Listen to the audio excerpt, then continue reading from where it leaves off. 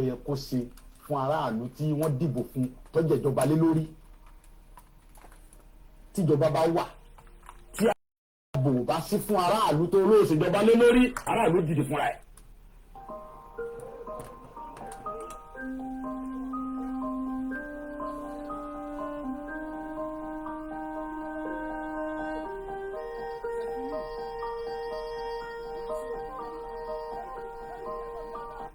kì í ṣe pé mo pàṣẹ àbí mo dédé pàṣẹ àbí mo kàn sọ nǹkan tí ó wá látọkàn mi. Nǹkan tó fa ọ̀rọ̀ yìí ni wípé ẹ̀yin náà wò láti bí ijọ́ mélòó kan sìn bí ọ̀sẹ̀ bíi méjì sìn nípa ọ̀rọ̀ àwọn Fúlàní tó wà ní gbogbo Ìbàràpá. Ẹ wo dókítà wa Dr. Fatai PhD doctor ọmọ Yorùbá tó kàwé tó gboyè ó wá lọ sí lóyìnbó ní àìníye ọdún ó lọ ṣiṣẹ́ ó wá dé okòó dé ó wá lọ lu bàbá ẹ̀ ní gangan ó dá oko àgbàdo ẹ̀gẹ́ iṣu oríṣiríṣi nǹkan soya beans ó dẹ̀ gba ọmọ wa ní gangan bẹ́ẹ̀ náà sí bẹ̀rẹ̀ pẹ̀tẹ́ tó ń bá a ṣiṣẹ́ Fúlàní wa jẹ oko ẹ̀ ó wá gbéra láti lọ bá àwọn Fúlàní yìí sọ̀rọ̀ láti lọ bá Sẹ́ríkì Fúlàní pé ẹ wá wo ohun tí àwọn ọmọ yín ṣe lórí oko mi kò yẹ kó rí báyìí lórí ilẹ̀ bàbá mi.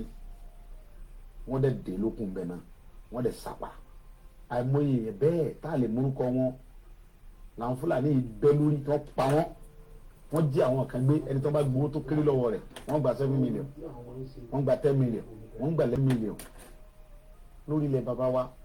Ọ̀rọ̀ yẹn dùn mí ó bà mí lọ́kàn jẹ́ gan pé tá a bá torí pé tó Ọlọ́run gbà fáwa àwọn ará àwọn ọmọ tí tẹ̀lé wa tó ń ṣààbò fún wa àwọn tí ò lẹ́yìn tí ó tẹ̀lé wọn ń kọ́ ìdí nìyí tó mú mi lọ síbẹ̀ yẹn. Ìgbà tí mo dẹ̀ débẹ̀ ohun tí mo lọ fún ni pé láti lọ bá a pé sógun tí ń ṣẹlẹ̀ yìí lórí ilẹ̀ wa sọ da ẹ ti ń gbé pẹ̀lú wa adẹ̀fàyè gbà yín àbáyíjà àṣẹ nǹkan jàǹbá fún yín. Ọ̀rọ̀ yìí ni mò ń bá Sẹ́ríkì sọ̀rọ̀ làwọn ọmọ rẹ̀ yí ọ̀bọ̀n sí mi. Mo gba ìbọn yẹn lọ́wọ́ ìkan yọ àké àgbà ìkejì tún yọ ìbọn mi ìyẹn tiẹ̀ yìí ẹni bá wọnú fídíò yẹn tó ra fídíò wọn ó yin ìbọn yẹn sí mi kí n tó lọ́bọ̀ yẹn mọ́ lọ́wọ́. Ẹ bá gbọ́ fídíò yẹn pé ìbọn bẹ̀rẹ̀ sí dáhùn bẹ́ẹ̀ wọ́n yin ìbọn sí mi bẹ́ẹ̀ kí n tó bájà wá ẹ̀yìn pípò yìí tí n bá bájà wá ẹ̀ ní dúró tẹ́ ẹ bá ti wá lè wá àtúnṣe sí ọ̀rọ̀ jíjígbé àti pépà àwọn ẹ̀gbọ́n wa àtàwọn àǹtí wa àwọn bọ̀dá wa àtàwọn ìyá mi àtàwọn bàbá mi tẹ̀lé wọn olùkọ́ mọ́ iye o ó fẹ́ tàkẹ́ forí lẹ̀ bàbá wa lẹ̀ ọ̀rọ̀ náà ń fà yìí sọ̀rọ̀ ẹ̀sìn kí sọ̀rọ̀ ọjà àwọn kan gbé wọn fẹ́ pa àwọn mùsùlùmí kílọ̀kàn mi kan mùsùlùmí kílọ̀kàn mi kan kírísítẹ̀ kílọ̀kàn mi kan gbogbo táwọn ń fà yìí èmi ò nídìí kẹta àlàáfíà Yorùbá ni mò ń wá mi ń fẹ́ kankan bẹ́ẹ̀ wọ́n ń dúnkokò tọ́pọ̀ jù wọ́n ń dúnkokò ntọ́lọ́hún táwọn tí ń dúnkokò náà mọ̀ pé àwọn ń dúnkokò mọ́ mi. Ṣùgbọ́n ohun tí èyí jẹ́ kí ẹ̀rù bà mí ni pé ó ń bẹ nínú Bíbélì pé tíyẹn bá ń jà fún ẹ̀tọ́ ẹ̀ lórí nǹkan bàbá rẹ̀ tó bá kú síbẹ̀ kò sí nǹkan kan torí pé ó mọ̀ pé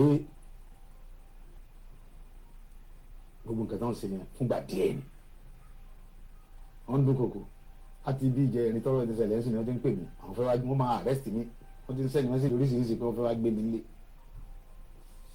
ẹ̀rù kankan sì bà mí. Gbogbo àwọn ọba tó wà ń bẹ pátápátá inú wọn dùn wọ́n sì fọwọ́ sí pé ìyà tí ń jẹ àwọn etí tó àwọn òfin Fúlàní lórí ilẹ̀ bàbá àwọn ọmọ pépà ti tó àwọn tí wọ́n ń pa iná làwọn jọba lé lórí tí fídíò sì wà. Àwọn ọba gan ni wọ́n ń pè mí pé ìyà tí ń jẹ àwọn yìí ti tó àwọn tí wọ́n ń pa àwọn ọmọ àwọn tó ń pa yìí lọ́jọ́ ọ̀la àwọn náà làwọn sì jọba lé lórí.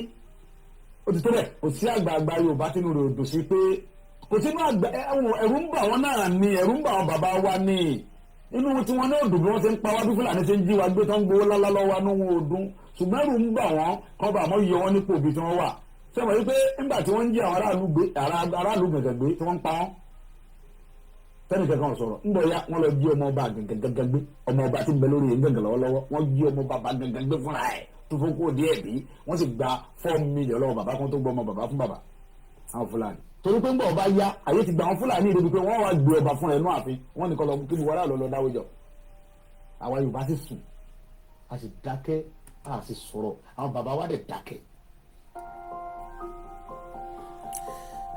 Well, happy Sunday and happy Easter Sunday. We're live on the transmission, the last day of the month of March. My name is OLAYOMI KOIKI. Moki Atobimilomo. I've been a little bit busy behind the scene. As you all know, I also have a family to look after. So, but notwithstanding, we also have a work to do. Let me first appreciate Professor Adebanji Akitoye, the leader of the Yoruba Self-Determination and the deputy of the YSDM and all the members of Ilano, both home and abroad. Molobe moki gbogbo ọmọ ẹgbẹ́ pátápátá ní gbogbo bí tolukaluku wà as we continue our campaign. We are not part of the Ominira 2022. The dark woman, Otutu Sorolano, I was privileged to have listened to everything, nothing serious about what she said, but again, it's good that we just keep an eye on, see what she's talking about. Let me first appreciate those of you that are celebrating your birthday. This is a special one to Mr. Olajide Ajikobi, lára àwọn brother wa ní ìlú Kamatu Sabitowa Kama fi phone le won, but he's not in Nigeria, I can tell you that. But láti Ìjòmú ní Ọ̀rọ̀ ní Kwara State ni wọ́n ti wá. Mo kí gbogbo àwa tí a ti celebrate birthday wa. As we're going into the month of April, please be very careful. Yoruba Nation is not yet a country. Don't get into April Fool. Come as of a country lola. There's nothing called Yoruba Nation as a country here, but it's still something that we are working towards under one leadership.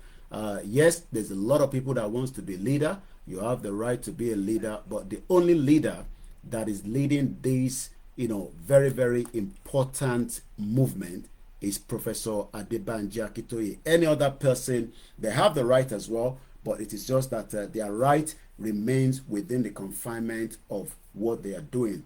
So, as we say all the time on this platform, this is not a platform that, encourage violence, but we believe that sometimes you might have to use violence to get what you want, because violence was used, when they were, amalgamating Nigeria in 1914. So I don't want us to be very scared, when we talk about things that sometimes could be like, a little bit heat up.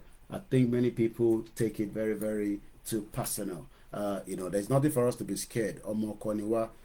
As we set into the program, I send greetings to every one of you. If you're new on the platform, share the program. If you can support voluntarily, do as well. What we talk about here on this platform focus only on self-determination. Moki àwọn ìyàwó mi, moki àwọn ọmọ mi, moki gbogbo àwọn ọmọ Ìjẹ̀bú Òde pátápátá, moki gbogbo àwọn member Koiki nílé àti lóko. Moki easy, Imami, and I say shout out to each and every one of you. So certainly, we're just gonna bump around. I don't have much topic. It's just the same thing. Yoruba Nation is what we believe in, but many Yoruba people think like Dr. Akioma Adeshina. If you haven't watched the program, I expect you to go and watch it so that you can be able to see what he was saying there. Let's start with my intro. Koikimedia, we're bringing the world closer to your doorstep.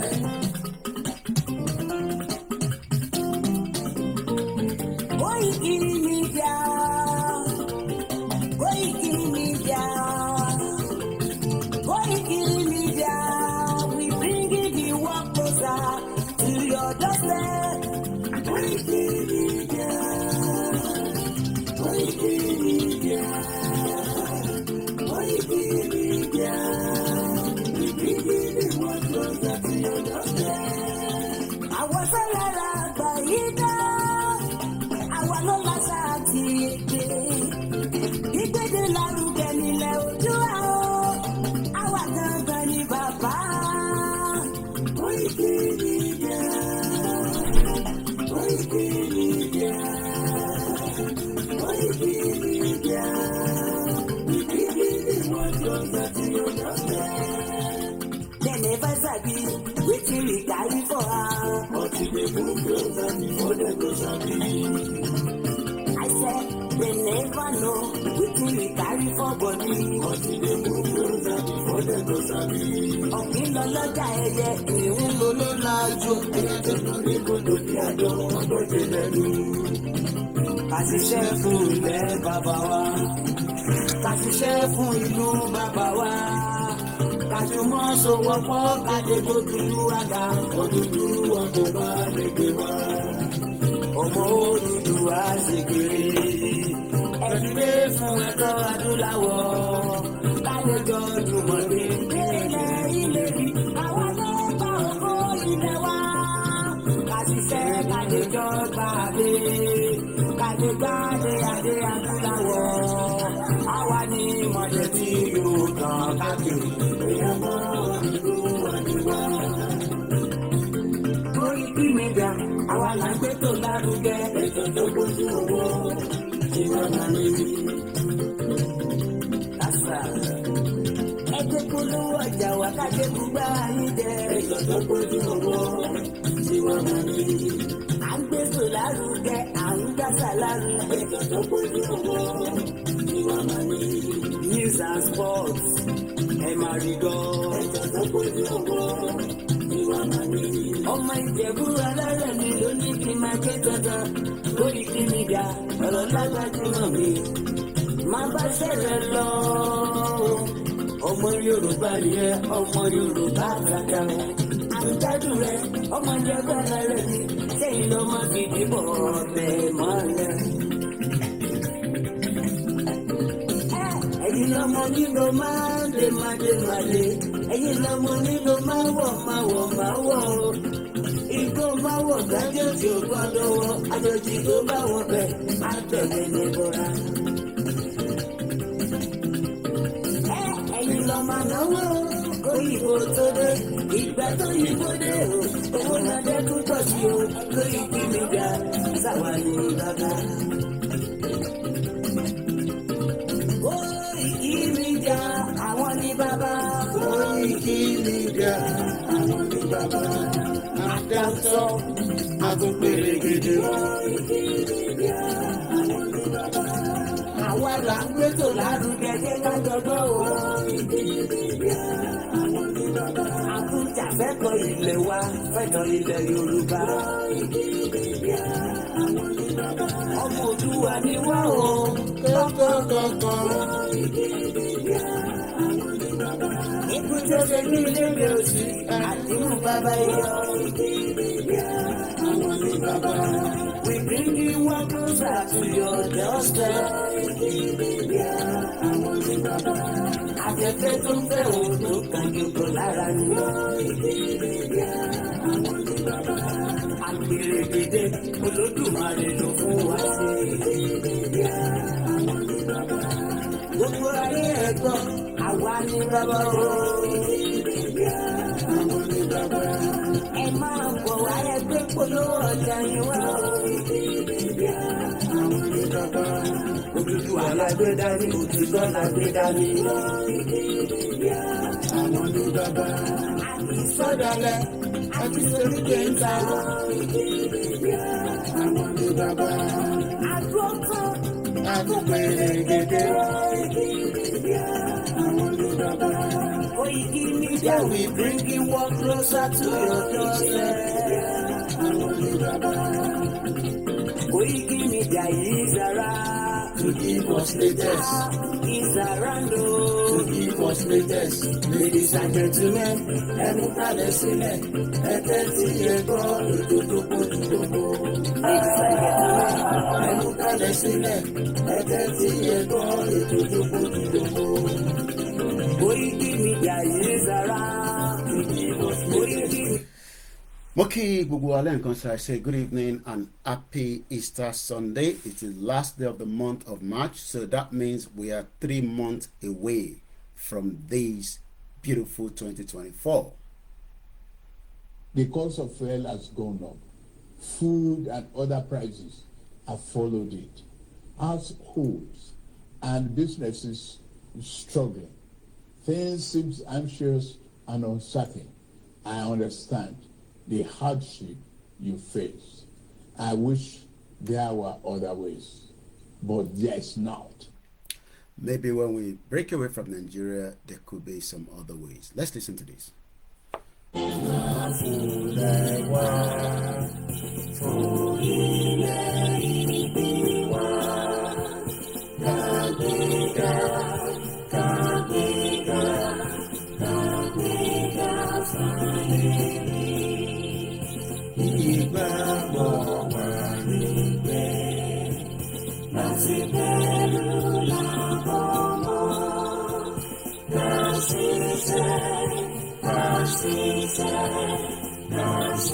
jẹ́ ká jọlá. Ìṣọ̀kan tòmìnira ní kẹ̀kẹ́ ká máa lépa. Tẹ̀síwájú ọ̀pọ̀ ire àtọ̀hún tó dára. Ọmọ Oòduà nìkẹ́, mo sì ipò ẹ̀tọ́ rẹ̀. Ìwọlé ìmọ́lẹ̀ gbogbo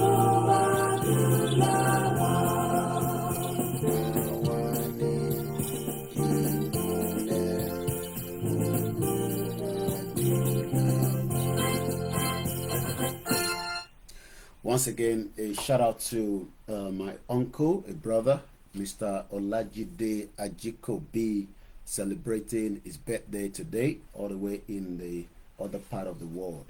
Ọmọ Oòduà Àtàtà ni wọ́n ní Ìjùmú Ọ̀rọ̀ ní Kwara State, but he's not in Nigeria. Shout out to you all the way from Koikimedia. Settle into the program and let us crack on again. It's a Sunday. It's a beautiful day. The weather is changing in London. Ìyàwó mi ló jẹ́ kí n mọ̀ pé the time has actually changed in London. What a beautiful time to be alive. So many things is happening around the world, but our focus is in Nigeria, a country that was put together, for a purpose, and that purpose has expired. But it seems that, some individuals, groups of people, does not want that country to be taken away. Moki Amode, Moki Agbalagba, Moki Yinibiti Etin Darapọ̀ mọ́ wa. And as I always say here, we remain focused and we try as much as possible to educate many of you. I do watch other programs as well, and I believe I met a couple of our regulars here when I was watching, Daily Farotimi earlier, about a few hours in the morning. I do also follow development. I can tell you that there's a message from the King and the Queen of England, or United Kingdom, not England.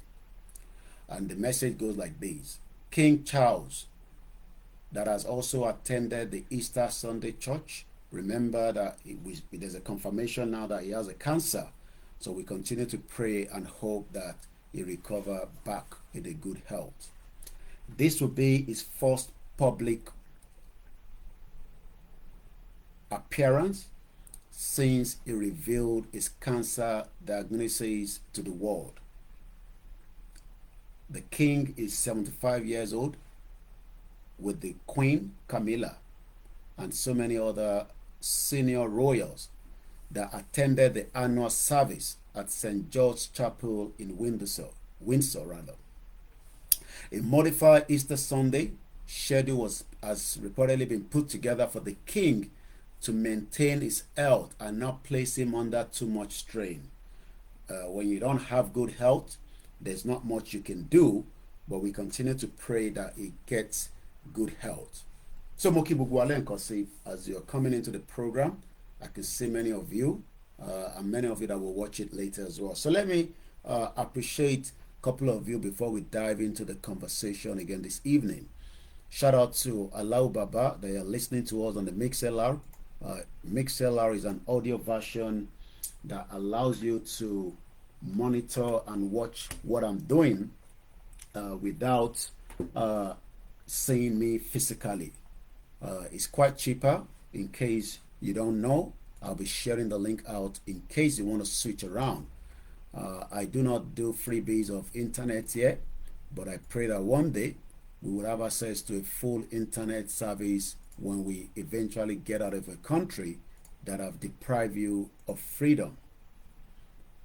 As we continue the campaign for the Yoruba people to exit Nigeria, we continue to maintain the status quo, that nobody can stop the vision that we've now found out that we are better off away from Nigeria.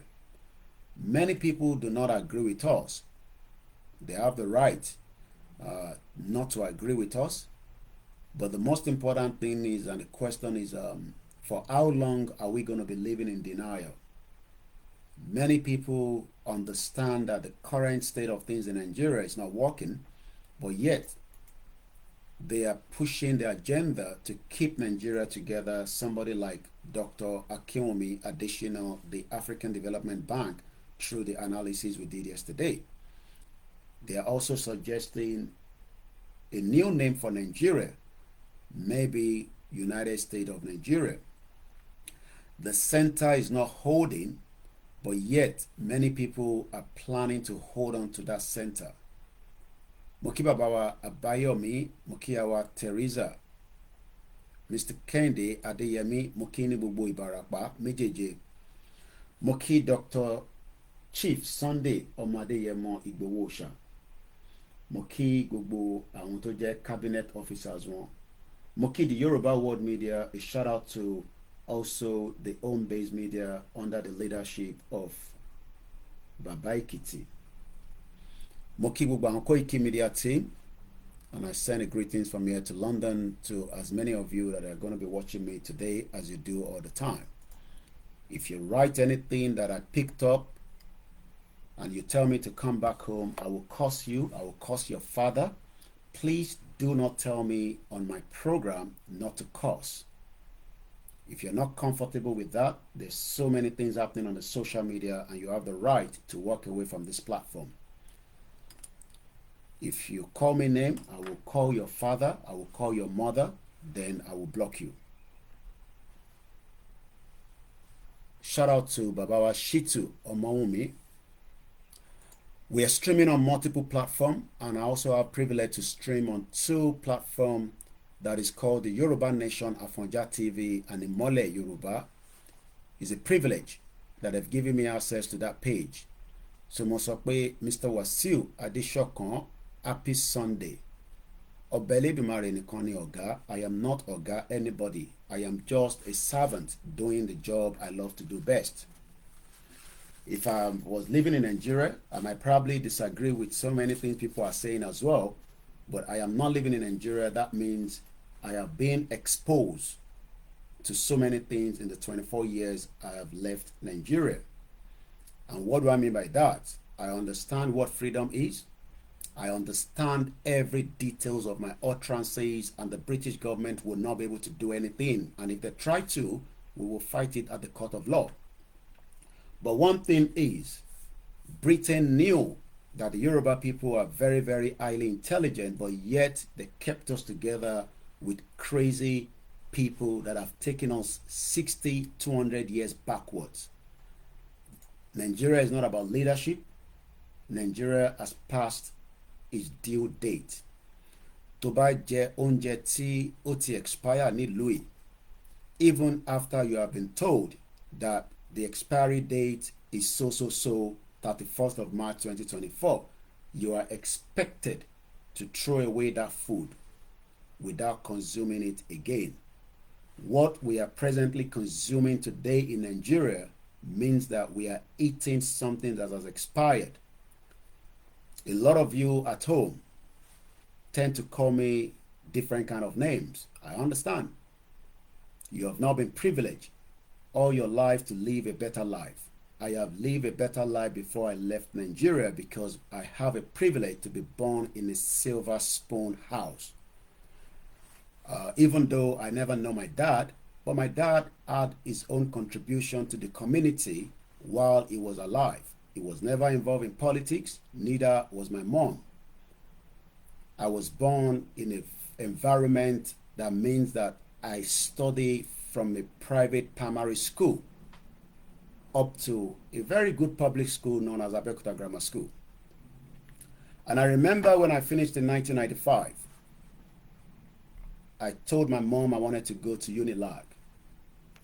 For whatever she saw, I'm grateful that I never did.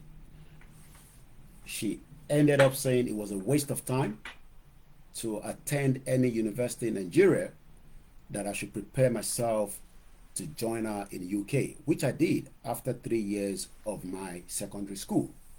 Moki Babawa Ganil Gafar, Akim Ayodele, happy weekend to you as well. As we move into more callings of different of you that have joined us, Just Raising, good evening to you. Mr. OLAKUNLE, good evening to you. Alade Shakiru Arole Odudua, shout out to those of you. Meadows Anibaba. I had the privilege to take a course in computer just very close to I Court, Igboshere, and that gave me the privilege into a bit of computing. It was quite expensive because computer is not what we have where you can use your phone for so many things. Sparkling Oz, good evening to you. Okoya Folanya, good evening to you. Shout out to Ogumola Biodun, happy Easter. Big Sam Favor, Mokibuba Intewani Laro, Atibubu Ojaudon. A shout out to many of you that will be joining. Yawa Rukaya Tomaomi, Waris Jinadu. 1 year I studied computer called Robertan Computer College. And in 1998, I traveled out of Nigeria through Gatwick Airport. It was a privilege, you know, flying out of Nigeria. I was very young. And that literally means that in 24 years of living in this country, from what we've learned, living here through a very tedious immigration rules, it means that for 15 years, I was not allowed to travel out of this country because I didn't have the right requirement to travel out. Then after 2015, I came back to Nigeria. And as everybody knows, there's a lot of things that has happened in Nigeria, and there's still a lot that would happen. From 2015 to date, I don't think anything has changed, apart from more poverty, more problem, apart from many of you that have not been given access to freedom. We are now asking for that freedom, that everybody can enjoy the same thing that I enjoy in 24 years in UK, but a lot of you at home refuse to accept it. And I can understand the reason why you don't want to accept it. You've been told lies for a very long time. Prince John Taiwo Olawuyi, good evening, sir. Salami being good evening and welcome. Mr. Adetola Sheyi Oloyede, good evening. Shout out to many of you that have joined us on Instagram. Twitter, I say good evening and welcome. Shout out to my Biafra brothers and sisters. And shout out to the Arewas. I don't have issues with the Awusas. I don't have issues with the Igbos. But I have issues with that name called Nigeria after we understood better what I did not know. Many of you have asked argument that what does it mean that each time we all go out of Nigeria and we live outside Nigeria, we tend to condemn Nigeria. I can tell you that I was not one of those that was condemning Nigeria, at least up to some extent. I participated just like an average Nigerian in UK. I played my role as a good citizen. And in 24 years I've lived in this country, I've never involved myself in any criminality. So that means I did represent Nigeria to some extent, that there was no tag on me. OLAKUNLE Shita. But the question we should ask tonight is, why have I changed and so many other individuals that we've now see Nigeria as an obstacle, impediment? Why? Have you ever asked yourself? Is it because I've not been given access to the government? Is it because I don't have a good income? Is it because I don't have access to the oil wealth? No. It's because we've now understood better what we never understood for a very long time. Up till when I left Nigeria, I did not know who Lord Lugard was. And I'm sure many of you as well. But today, millions of Yoruba people, old, young, now know the name Lugard. Because Lugard was one that was working on behalf of the British colony in 1913 up to the amalgamation of Nigeria in 1914. A lot of things that were kept away from us, we started revealing it. And that literally means that we understood better what we did not for a very long time. And we can give glory to people like Professor Adebanji Akintoye, an historian, that took us back. And I got a call from Bishop Adesina just before I came on the air. And I haven't spoken to Baba Akintoye, but we met on the last broadcast, I guess, 24 hours ago during the Yoruba World Media outing. But one thing we have been able to understand better from Baba Akintoye is that he has told us categorically that any sons and daughters of Yoruba that is trying his best to fix Nigeria is wasting their time. But our politicians are not going to listen to us because they are part of the problem. Our politicians are part of the evil that has kept us in the bondage and the shackles of what is known as Nigeria. And that literally means that many of us today that disagree that we should break away from Nigeria is because what your politicians are telling you is that we should stay in Nigeria. It will be of benefit for every single one of us.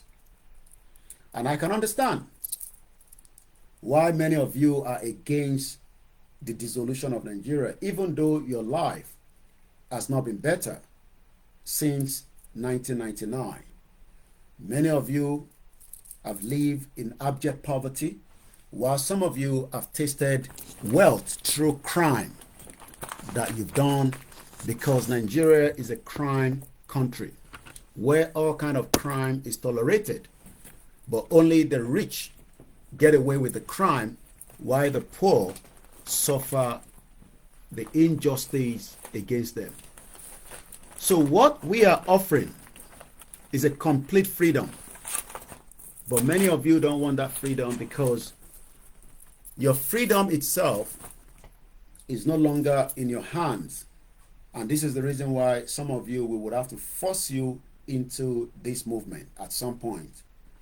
But it is understandable that for 63 years, we have been told the same thing by the set of corrupt politicians that have stayed longer and they refuse to die.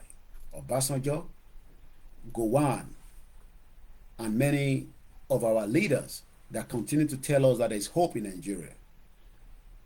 And as many Nigerians today think that that hope is going to come one day. I was in that train as well. But I have finally come out of that train that Nigeria is going to be a great country. If you are listening to the Europeans that Nigeria will be a great country, you are wasting all your effort in this world. The Europeans are the same set of people that came to Africa and destroy who we are today, change our mindset, remove our culture, took away our language.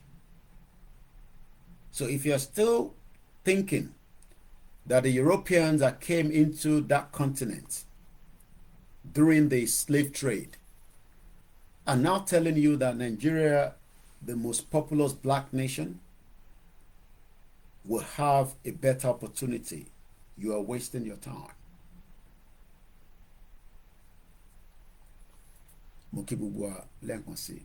Shout out to Mr. Yodeji Idowu, and many of you that are joining us. I'll be meeting up with you as we continue into the program. Why do we want Yoruba nation? Why not Nigeria? As Mr. Adekunle said, the Europeans are saying that to delay us. It is a phantom hope. The Europeans understood who we are better than us. They understand our capacity. They understand our strength. And the moment that that strength is divided, it will be difficult to fight them. We are also dealing with a spiritual warfare.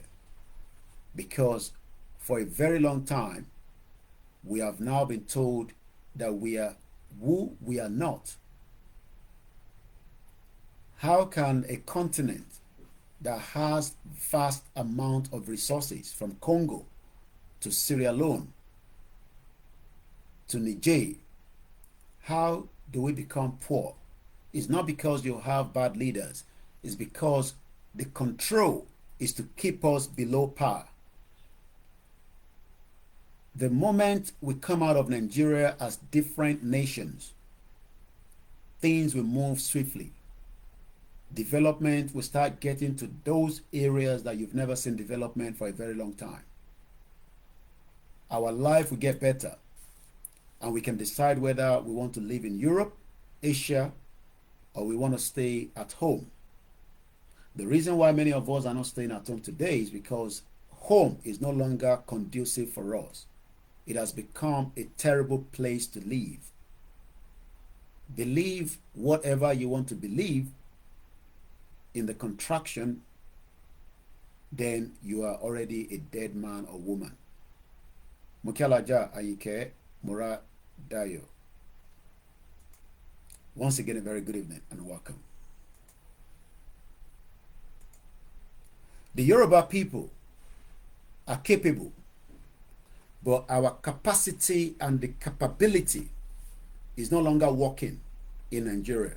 We have our governors, we have our politicians, our representatives, but they are not giving us exactly what we want. Is because Nigeria is holding them back. Lagos, as an example, should be competing with United Arab Emirates as a country of its own. Lagos should be competing with New York, Chicago, and many other cities around the world. But Lagos has been pulled back because we are involved in what is known as Nigeria.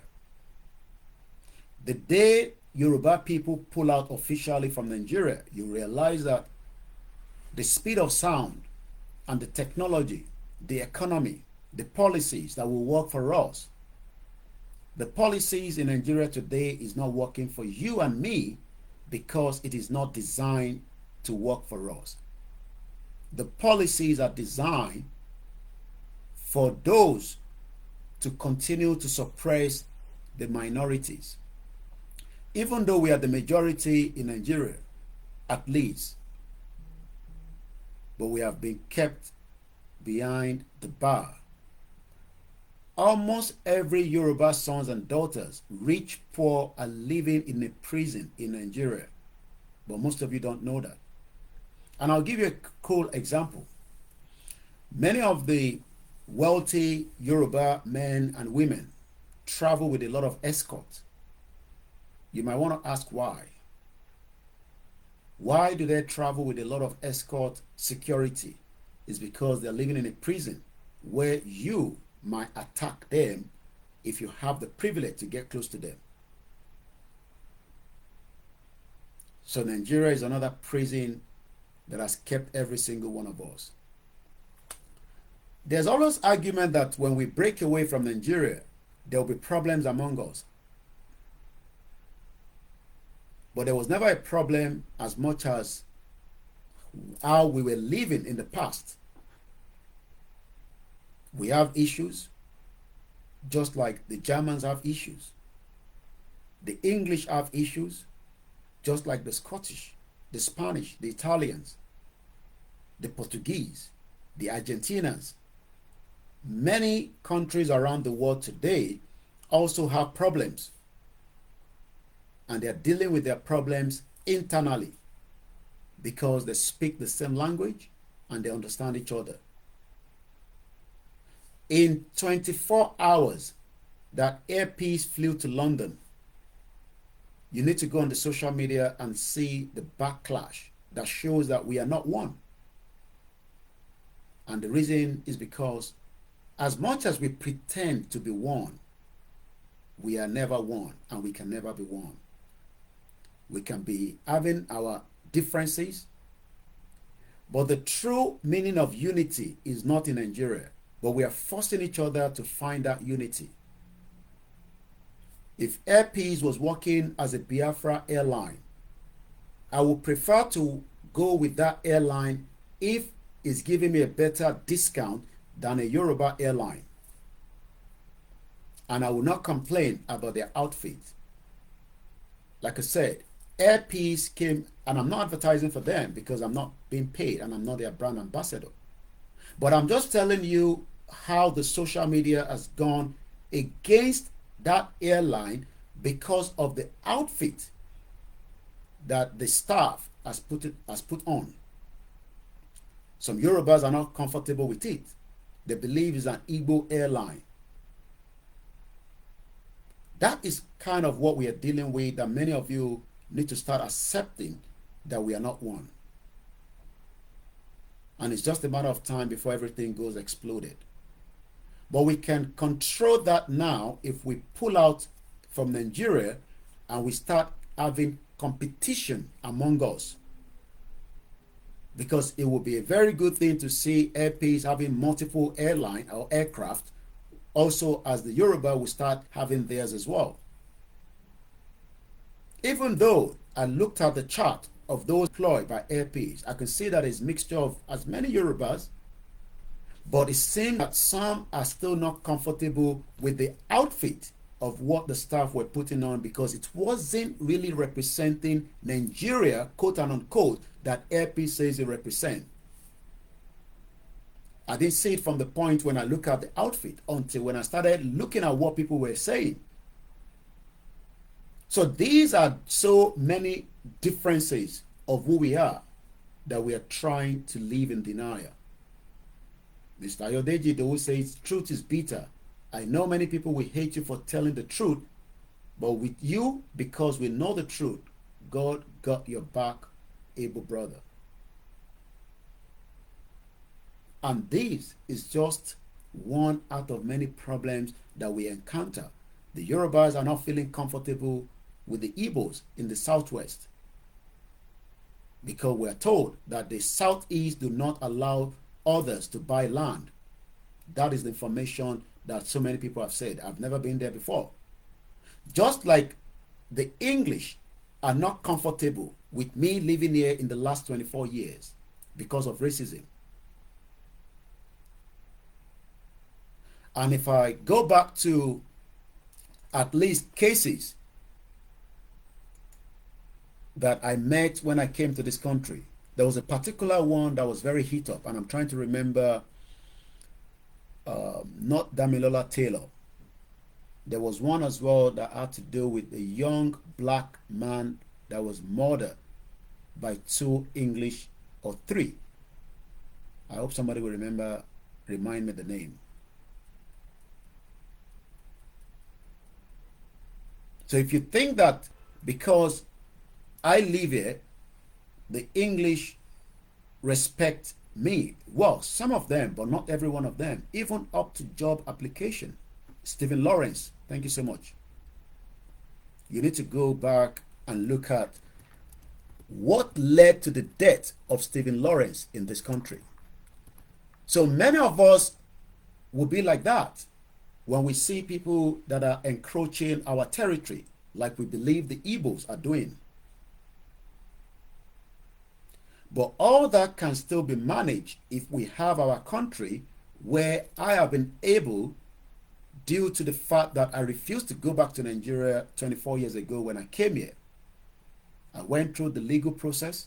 I submitted an application to the Home Office to live here. And it was an argument to whether I will be allowed to live here or not, and that took 15 years. But today in the Southwest, I am not talking about the Igbos because the Igbos are part of Nigeria. I'm not talking about the Hausas. But I'm not talking about even some of the Fulanis. But I am talking about individuals that have come into our territory that end up creating havoc, like the bomb blast in Ibadan on the 16th of January this year, 2024, that led to 3 people, quote and unquote, were killed with many properties damaged. One of those that died lived in UK, traveled to Ghana. The mother lives here. He eventually wanted to visit Nigeria, just like many of us. things happen in life, accident happened. He got caught up. He died. Kende Toluwalashe, may your soul rest in peace. But what I'm trying to explain to us is that for me to have lived in this environment means that I have to accept the rules and regulations to live here as a foreigner. But we have so many foreigners that are living with us that nobody can account for who they are. And these are the jihadis, the terrorists that was created for a mission, and that mission is working already. The mission to make sure that Nigeria will not be governed properly, regardless of whoever is there. It will even become more terrible because we now have Bola Tinubu, quote and unquote, not a Yoruba president, but a Yoruba man that has taken the realms affairs of Nigeria. Let's take it back again one more to Stephen Lawrence. Who was he and what happened to him? Because I understand the feelings of the Yorubas that are not comfortable with the Igbos in Nigeria. But should we get our nation?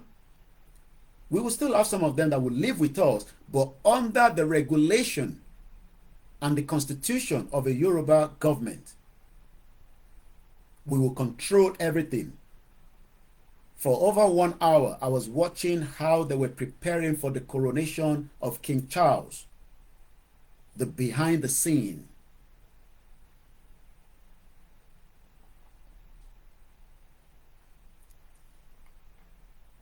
Stephen Lawrence was a black teenager who lived in Plumstead in southeast London. But something happened on the 22nd of April 1993, 5 years before I came to this country. Stephen Lawrence was killed in a racist attack by a gang of white men. And I'm quoting BBC website as I'm reading right now. The tension in Nigeria will continue to become violent because we are not one, but we are pretending to be one. We are living in denial to accept that what led to the creation of Nigeria was not in the interest of the indigenous people. And until we remind ourselves that we are all of different caliber. We have the Igbos that are in drugs, just as we have the Yorubas that are in fraud, just as we have the Hausas that have their own crime. Every country, every ethnic, every indigenous people have different crimes committed. His younger brother Stuart is using one of the darkest times for their family to make a difference. Stuart has written a book called Growing Up Black in Britain. Many of our children today are still experiencing what Stephen Lawrence experienced some almost 30 years ago. If we come out of Nigeria, we can start building a society where we can decide to move as much of the diaspora children out of the European system that has not worked for us. Because the European system is not who we are. We are Africans, but Yoruba first. Our immune system is different from the immune system of this country. We have not been able to adapt to this country. Even some of us have lived there for 40 years. It's because this is not where we are meant to be. But we continue to live in denial when we have the diaspora that are not looking at the future of their children in this country.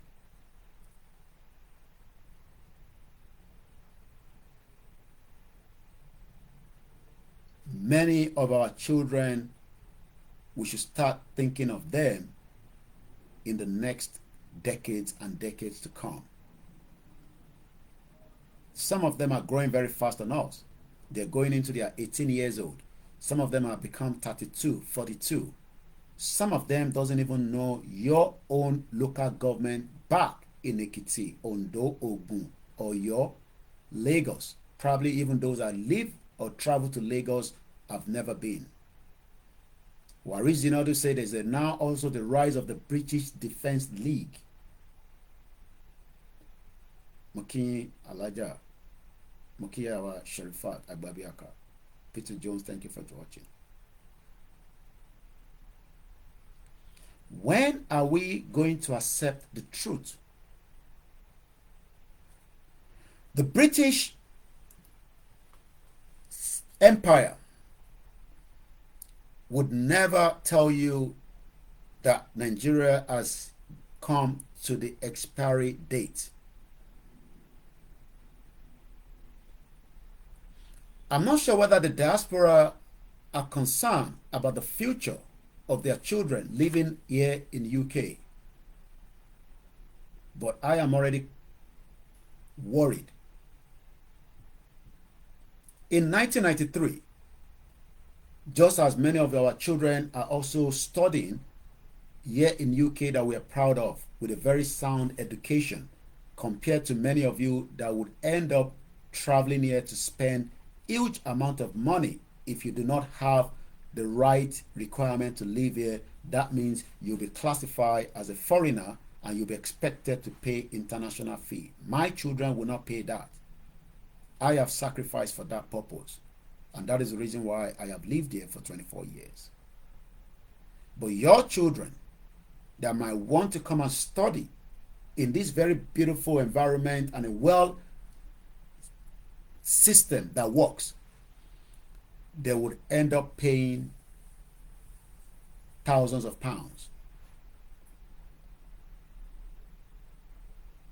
Olivia said, I am in support of an independent autonomous Igbo land, and likewise is also in support of an independent autonomous Yoruba land.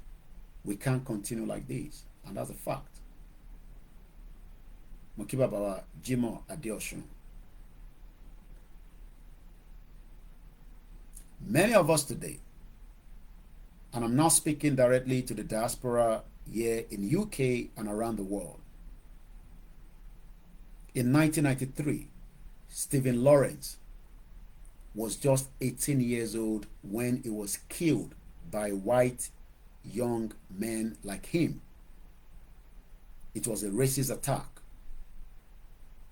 And that is still happening today. And we have so much knife crime in this country. Welcome to the program, Pastor Mo. You_innovate. Mrs. Maria 1707, good evening, ma'am. Bode of London 2000, thank you. I can't see those of you on the Twitter. I will have appreciate you all. Mr. Badamosi Smiler, happy Easter to every one of us. Just as many of our children are preparing to study for A-level, Stephen Lawrence wanted to be an architect when he was older. He lived with his mom, Doreen, and his dad, Neville, with the brother Stuart and his sister, Georgina. But something went wrong that shouldn't have happened. But it happened because we are those that have been taken away from a particular beautiful continent for thousands of years as slaves, which Church of England was involved, and many other countries around the world, including United Kingdom, Portugal, Italy, and many countries, because we were used for a purpose that was cheaper for them as slaves. Today, we are now asking every sons and daughters of Yoruba to wake up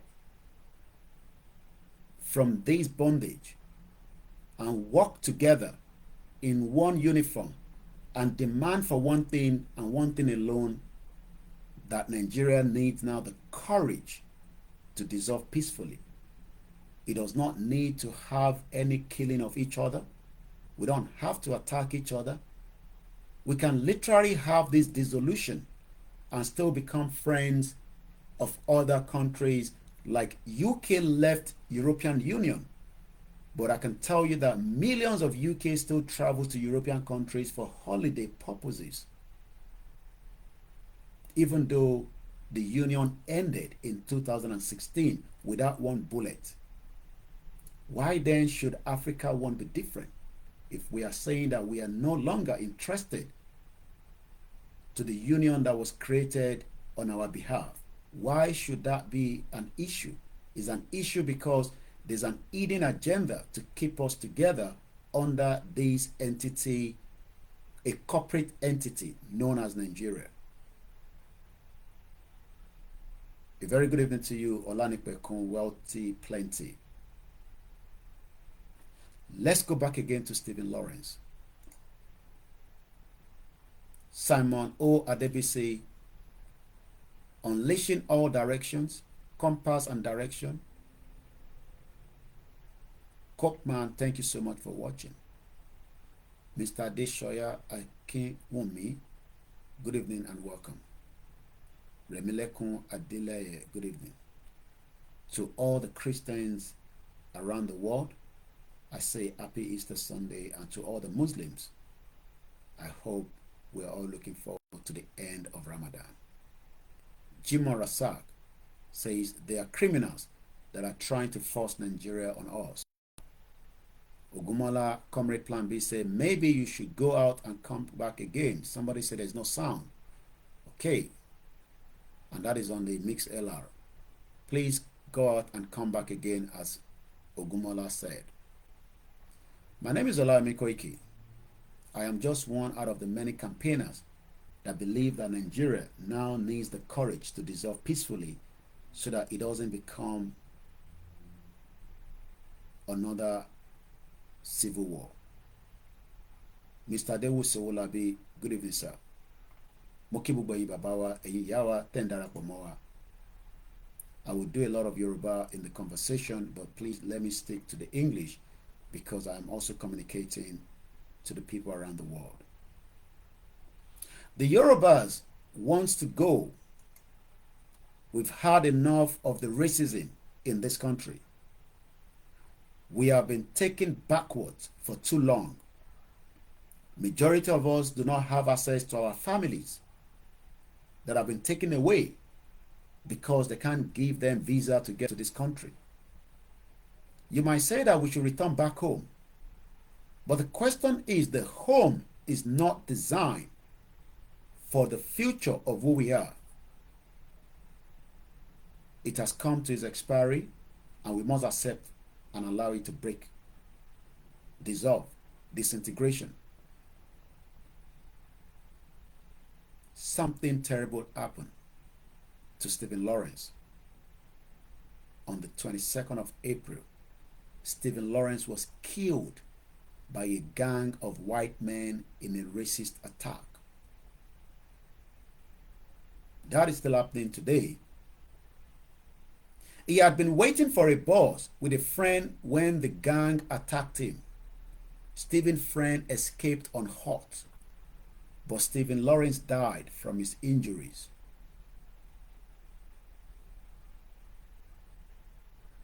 The Lawrence family met with the former South African President Nelson Mandela soon after he died. Why are we forcing ourselves in a union that is bringing bloodshed on a daily basis? Mukiawa Ifa, the Wura Temple, UK. Why are we forcing ourselves in a union that does not represent who we are as Yoruba people? Why have we refused to accept that we are not exactly who we are told we are through a fraudulent identity that has been taken away from us? Our culture, our beliefs, our ways of lives have been affected.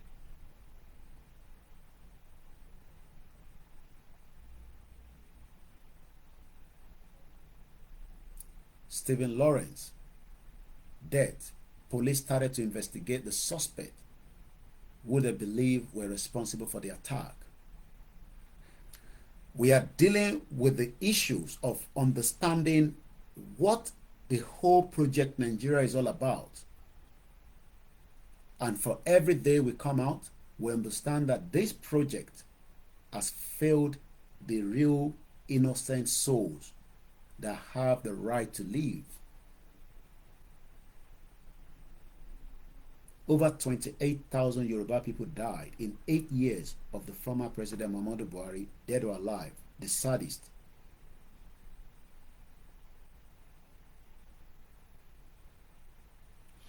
Let's move forward into the conversation as we are now 8 minutes past 8.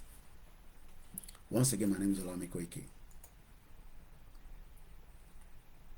Yoruba nation is a movement just like the Welsh movement, the Scottish movement, and many movements around the world.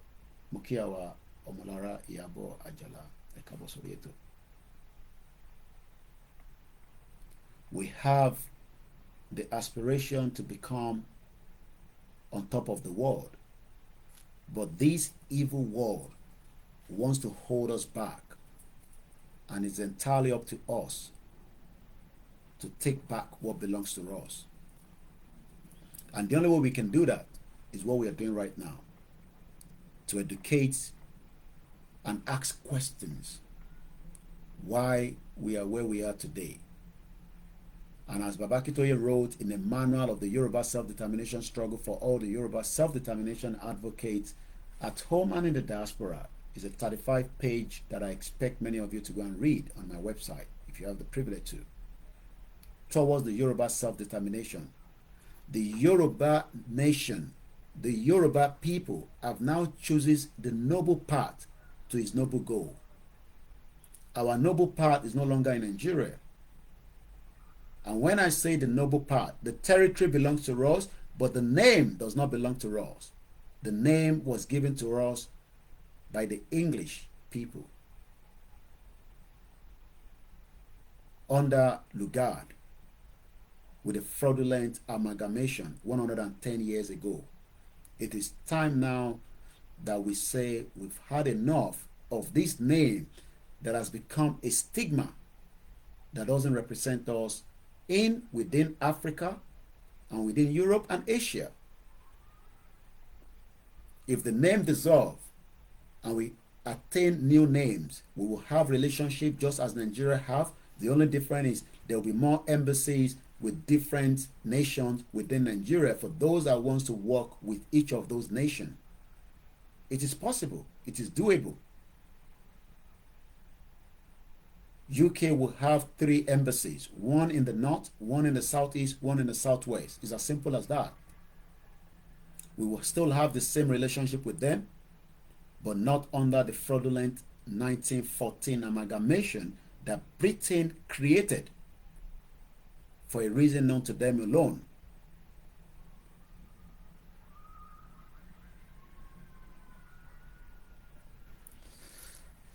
Following is a guide or manual for the use of all the Yoruba patriots. Just the introduction. I'm going to read alone from that. Yoruba nation chooses the noble path to its noble goal towards the Yoruba self-determination.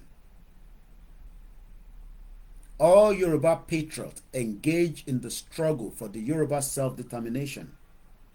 It supplies to all supporters of the self-determination struggle the kind of information that they will need to prosecute the struggle and supply guide to the struggle strategies and method. The first thing is to educate the Yoruba people about the reasons behind why Nigeria was put together and why we need to untangle it today so that we can have a future ahead. It has been done before. In 1965, Malaysia and Singapore were one entity, but Singapore decided to move on away from that union, and the world did not crash. This was 5 years after the fraudulent independence of Nigeria in 1960. And when you look at Malaysia today, you realize that they've gone surpass where Nigeria is. Those of you watching us on Instagram, we have about 1:53 minutes. So I'll end it and come back because Instagram is not giving us a full 1 hour or 2 hours as it used to do in the past. I don't know why. So I'm going to end it and come back again. Once again, my name is OLAYOMI KOIKI, and this is Koikimedia, bringing the world closer to your doorsteps. Please share the program and comment as much. As I say, I'll be reading as many of your comments as we go into the discussion again tonight. Do not be deceived that there is still future in Nigeria. The future has finally come to an end, and we must accept the truth and nothing but the truth. Happy Easter from our mother, a grandmother, Omolara Iyabajala, to everyone on this platform.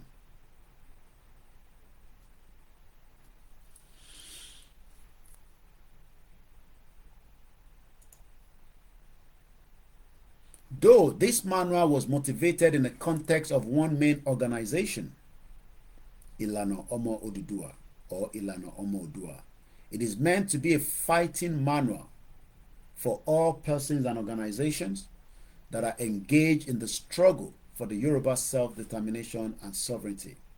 Welcome to you, my brother, Mr. Kunle Dayo Yomi. Great Yoruba Nation, thanks for joining. Very importantly, it is based on the fundamental character of the Yoruba nation as a civilization building nation. We have always been a civilized people before the European came to destroy everything. Yeah, there's an issue again. We're still resolving that with the MixLR. Bear with us. Hopefully, as we go into the new month, that will be resolved. Yeah, I can see that the MixLR has come to an end.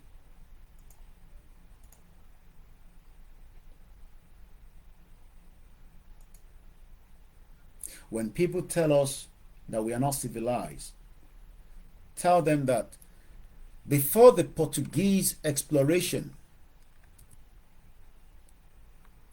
in Nigeria, the Portuguese exploration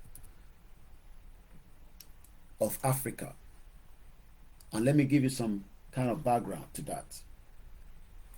Between 1444 and 1447, the Portuguese explored the coast of Senegal, the same Senegal that is now fighting back the France for keeping them below par with the new president, and we pray for his long life as he drives Senegal into the path of who they are. Again, I'll take that again. Between 1444, that's 14th century, as at that time, the Yoruba people have been in existence. We have done so much great things, and we are still doing great things. Between 1444 and 1447, there was nothing called Nigeria as at that time. It was the empire, the Oyo Empire. We were very civilized. We were looking after children, women.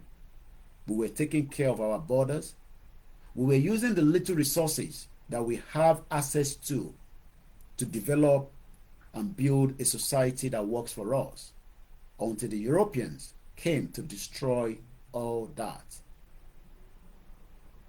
The Portuguese explored the coast of Senegal and Gambia and Guinea. Then in 1456, the Venetian captain Avasa Cadamosto, under Portuguese command, explored the island of Cape Verde.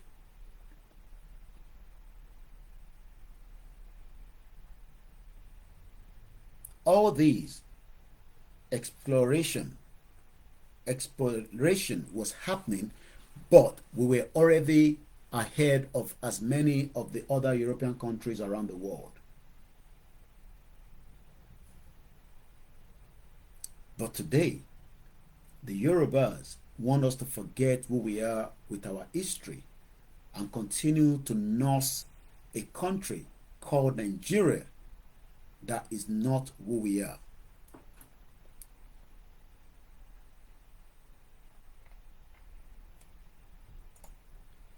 Let's take it into the European exploration of Africa a little bit. The geography of North Africa has been reasonably well known among Europeans since the classical antiquity in the Greco-Roman geography. Northwest Africa, the Maghreb, was known as either Libya or Africa, while Egypt was considered part of Asia.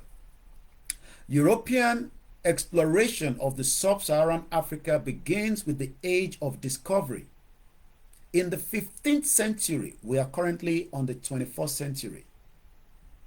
Pioneered by the Kingdom of Portugal under Henry the Navigator, the Cape of Good Hope was first reached by Bartolome Diaz on the 12th of March 1488.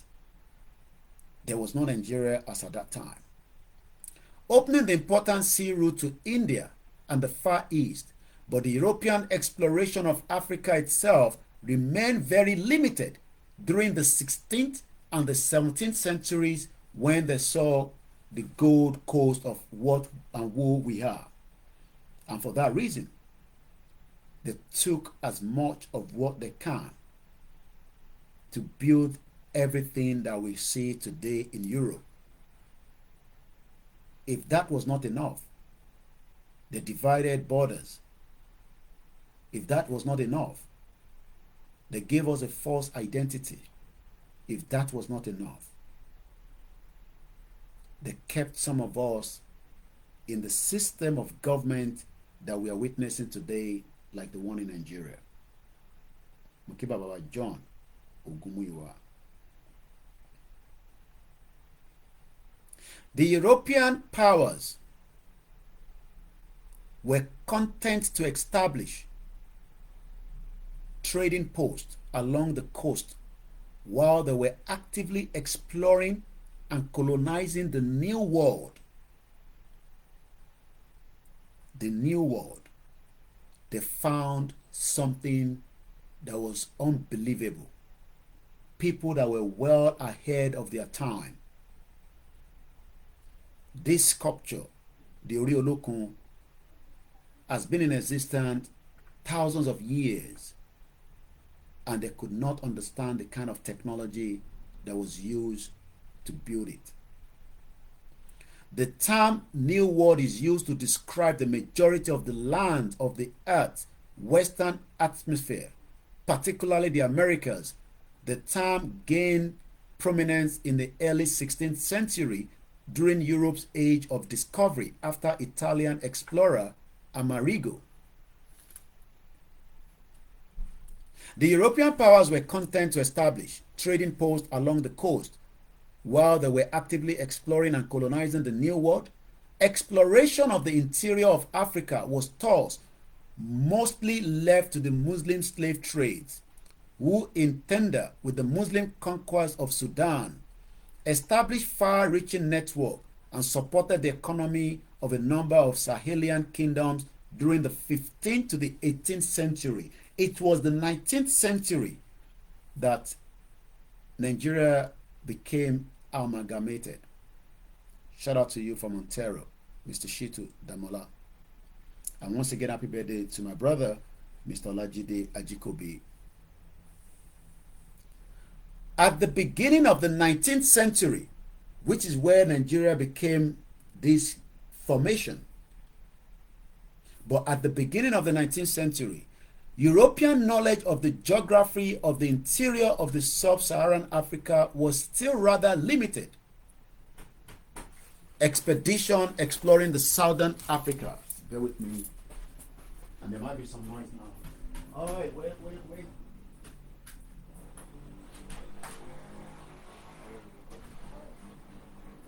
Finally, Dad. Finally.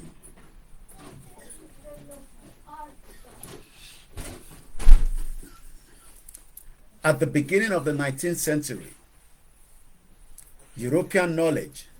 How are you? Of the geography of the interior. Oh, sorry about that. This one. Sorry, they're falling down. Of sub-Saharan Africa was still rather limited. Expeditions exploring the southern Africa were made during the 1830 up to 1840s.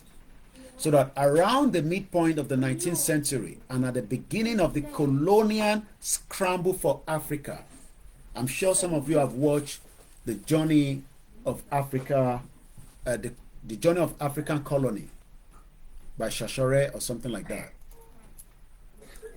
I guess it's the Journey of African Colony. It's called. You can watch it. Yeah, Journey African Colony. You can watch it on Netflix if you have the opportunity to do so. It gives you the in-depth of how Nigeria came to be. It's a series overviews the history of the colonization, the slave trade, and the independence in Nigeria. Journey of African Colony by Shashore.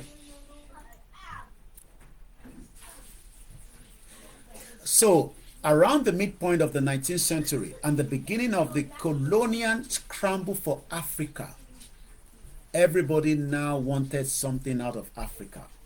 It was the next new world for them. It was a place to take as much as they can for their own selfish interest. And they did that perfectly well. Scramble for Africa was the invasion, colonization, and the partition of most African among seven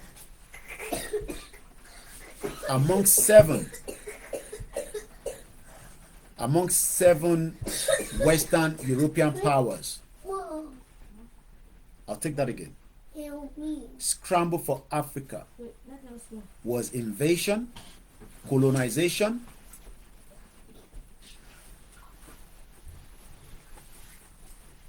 and the partition of what we now call the most of Africa. It was done by 7 Western European powers during the era of the New World in 1870. 10% of this happened between 1833 and 1914, which is where we got the Berlin Conference. And the Berlin Conference, we were not consulted. We were not even told that they were breaking up all the borders of Africa for their own purpose. And that is why countries that are using CFA are still under the colony of France, Senegal, Niger, Burkina Faso, while in the West Africa, in Ghana, Nigeria, we were under the rules and under the British colony. In 1870, 10% of the continent was formerly under European control. 10%. I understand some of you might argue that we can manage this unity, we can live together amicably. But like I said at the beginning of the program, just under 48 hours, there has been stigma of an airline that is meant to bring people in and out on a direct flight from Nigeria. Nobody's even talking about that anymore. They are more concerned about the outfit of the staff of that airpiece. Because some believe, from what is trending on the social media, that it does not represent all the regions, all the indigenous people of Nigeria. It only represents people of Southeast. I didn't say that, but this is what is currently trending on the social media.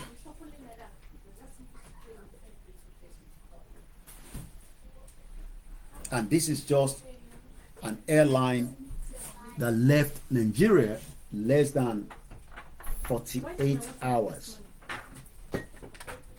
Many people have already started asking questions if that airline represents us as Yoruba people, because the Yorubas are the one, trending that. They are not comfortable that Alan Oyeme, the Air Peace Airline outfit, does not represent every one of us. Let's talk about the scramble for Africa. The scramble for Africa was the invasion, colonization, and partition of the most of Africa among Western European powers during the era of the new imperialism. And the new imperialism in the historical context is characterized a period of colonial expansion by the European powers, the United States, Japan during the 19th and the early 20th centuries. The period featured an unprecedented pursuit of overseas territory accusations. They wanted to take what does not belong to them. I'm coming back, those of you on Instagram here, I got to go and come back. And that is exactly what has happened. Shout out to you, Mr. Lawale. Shout out Tokyo 778. They wanted to take what does not belong to them. Territories. They were using Africa to build their own empire while they were destroying our own empire. Mr. Nuruddin, good evening to you, sir. While they were using our own empire, Mr. Muyiwa Samuel, good evening, sir. Mr. Ganiu Gafar, good evening.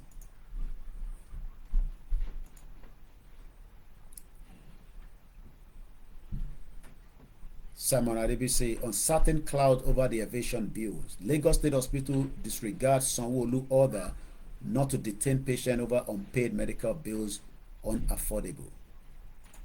Tinubu gives 6 months to economic panel to come out with a reliable solution. Shout out to America Adebayo. Kaduna State currently borrowing more in billions to run because they cannot pay salary. Happy Sunday, Tokyo 778, and Easter Sunday to you all. Hidden plot of mischievous tunnels of life and magnify that has ever been. It is time that we say that Nigeria is no longer visibly working, and it needs now the courage to dissolve peacefully. Mr. Benga Ebenezer, good evening, sir.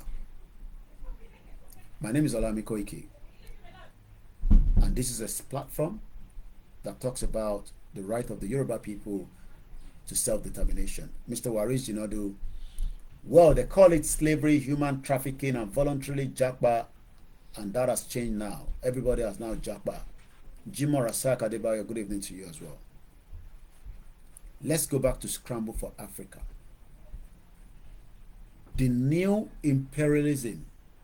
In historical context, new imperialism characterized a period of the colonial expansion by powers. They were expanding, using the resources of Africa to build their own wealth. While today, many that call themselves Nigerians still believe that we are part of Africa that we need to build, because that is what Obasanjo is telling you. That is what some of those leaders are giving you, that Nigeria should involve in Africa so that we can be part of Africa Union. We can become part of African Union, but under a new nation called Yoruba Nation, Biafra Nation, Arewa Nation, the Middle Belt. Something then happened in what is now known as the 1884, the Berlin Conference. Shout out to you all the way in Lagos Island, the mainland. My brother Yemi Fatoki. Grandma Lea Ajayi, happy Easter. Yoruba Nation is the solution. Mr. Benga, thank you so much. Coolies_gold. And many of you that have joined us, I can't see your name on the Twitter. We are 1 hour, 24 minutes into the program. Today is the 31st of March, 2024. In 1884, Berlin Conference. Some of you probably have never heard about Berlin Conference. This is what led to the partition of Africa today.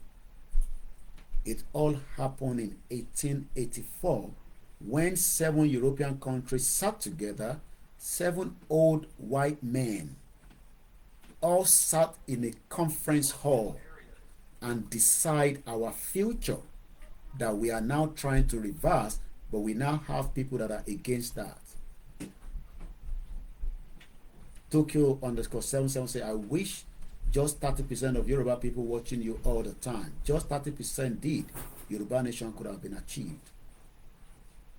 In 1884, and I hope they are teaching our children all these in the school, in UK, in America, and around the world, that in 1884, 7 white men with their secretaries and whoever was going with them decided that they have to partition Africa for their own selfish interest.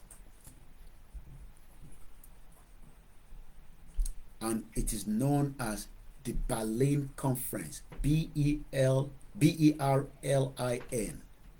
The Berlin Conference of 1884 up to 1885, also known as the Congo Conference or the West Africa Conference, met on the 15th of November 1884 and after an adjournment concluded on the 26th of February 1885 with the signature of the General Act regulating the European colonization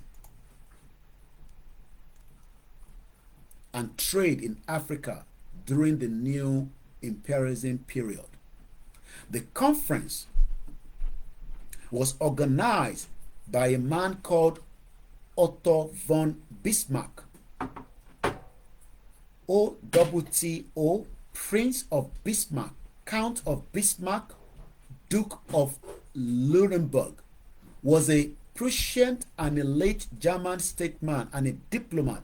Bismarck powerful rule led to him being called the Iron Chancellor, just like we had Margaret Thatcher was an Iron Lady, even though he advised us that Nigeria was never going to work. But many of our Yoruba people and those calling themselves Nigerians are still in the hope that they can build a Nigeria into the new Africa, even though it is not going to happen. We can build new nations that will then work in line with other African countries and develop as fast as possible.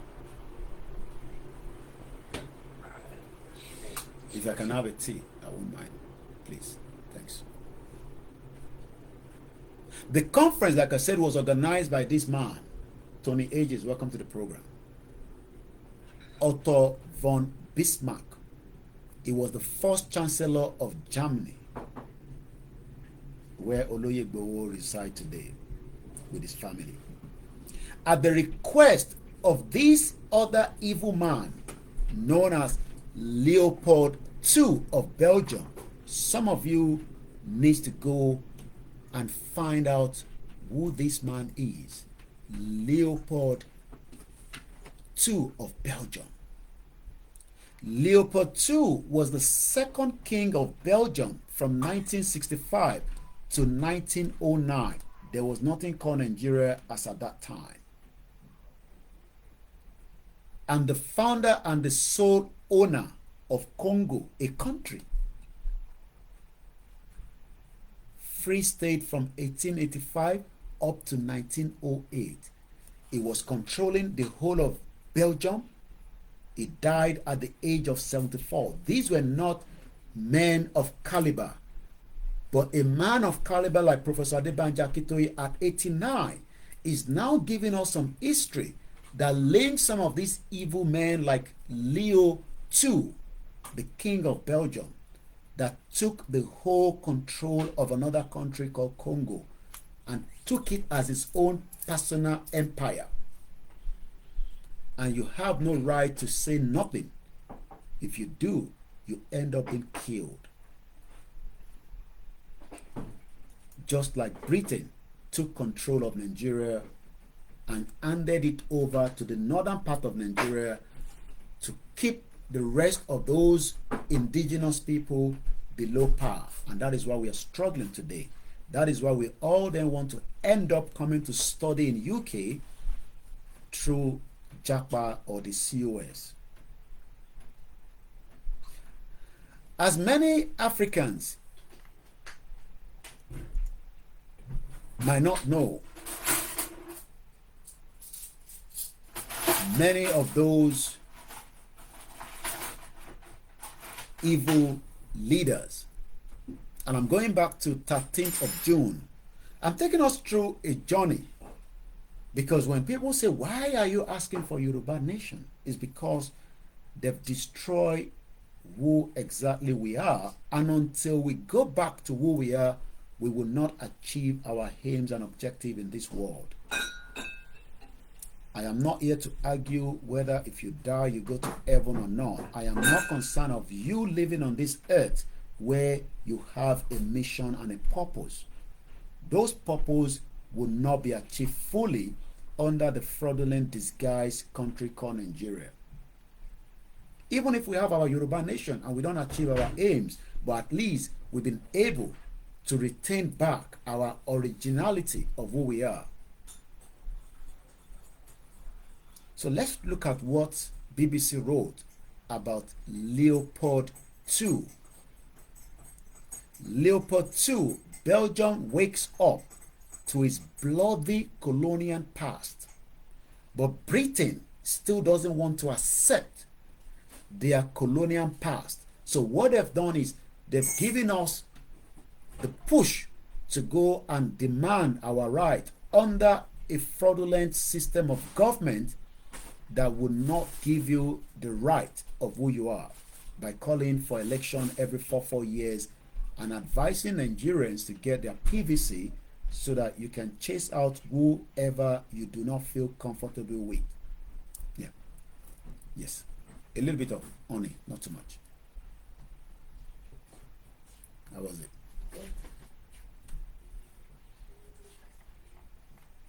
Inside the palatial walls of Belgium, there's an African museum. Idris, welcome to the program. That stand the statues of Leopold II, each one a momentum to the king whose rule killed as many as 10 million Africans.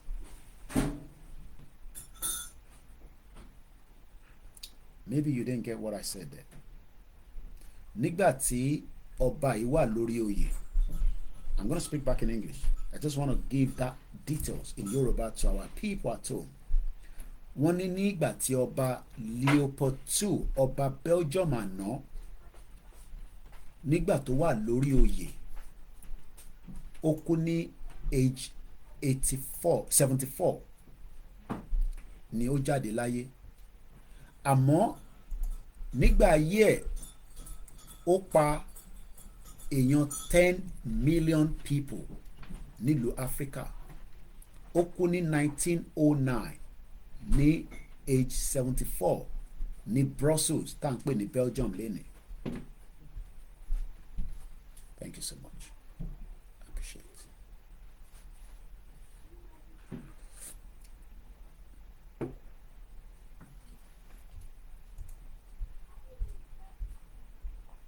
Let me take that again.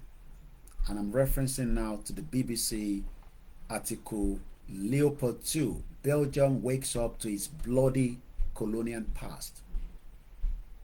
Just as we have gone through the same, but Britain refused to accept and apologize and allow the need now for Nigeria to dissolve peacefully. Rather than Britain accepting that, they are going merry-go-round, moving different of their diplomats, trying to speak to different communities. I saw the British High Commissioner, I believe somewhere in Plateau State, as they continue to see how they can find a lasting peace and unity among over 200 plus ethnic indigenous people in the crazy contraction that they created in 1914. Rather than them discussing with each of these individuals' leaders for a peaceful dissolution, they are running away from that.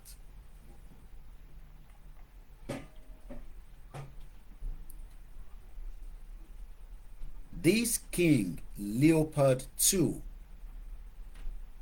who, as at the time he was a ruler, a murderous man, an evil individual, killed as many as 10 million Africans. And these are what you are not told in your history in Nigeria and most African countries.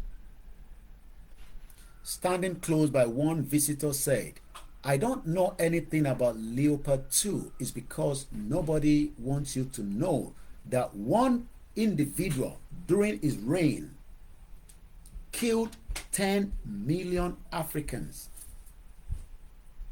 And the same Yoruba people and the same Nigerians are still now telling us that we should listen to Belgium that wants us to remain in Nigeria when one of their king killed 10 million people.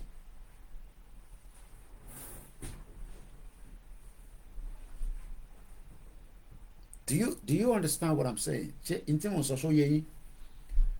Ọba kan wà, ó pa 10 million Africans, and the same Nigerians today would defend, and some of you will go and watch, or some of us are living even in their country, and even some of them are telling us we cannot live in Belgium, it's not for us.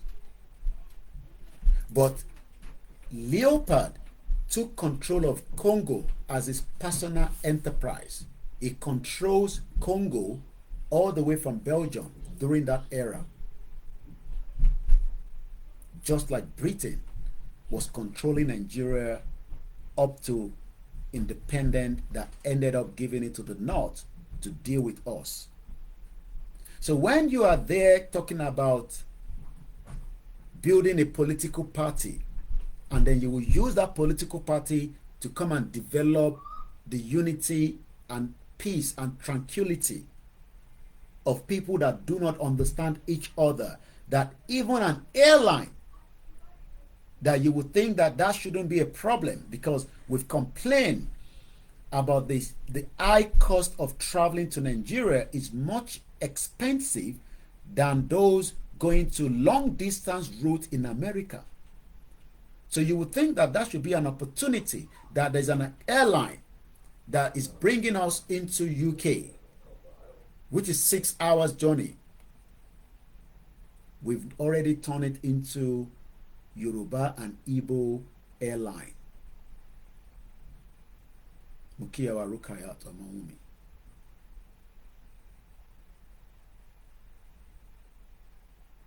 We have already turned that airline that has arrived in UK into a fight between Igbos and Yoruba. The aṣọ tó wọ̀ kò represent Nigeria, ó represent àwọn ọmọ Igbo ni.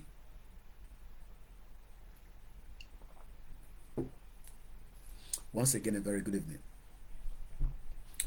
Let's come back and leave Leopold alone. But please, if anybody tells you about Belgium, just say that 10 million people were killed by one of their king during his reign. And Africans, Yorubas would never forgive them for such crime against humanity. You can see why I say freedom will not be given to you like you're going to Oshodi market to buy. We have to prepare our mind whether we still want to be slaves or we want to go. The option is on the table, and it's entirely up to every one of us to decide. But if you're thinking that you can manipulate and form a political party, then go into 2027 to defeat these monster criminal politicians that the Europeans have now handed over power to subjugate and dominate and oppress, intimidate and kill as many of you, because Belgium is no longer be able to do that because the world has become very much more exposed.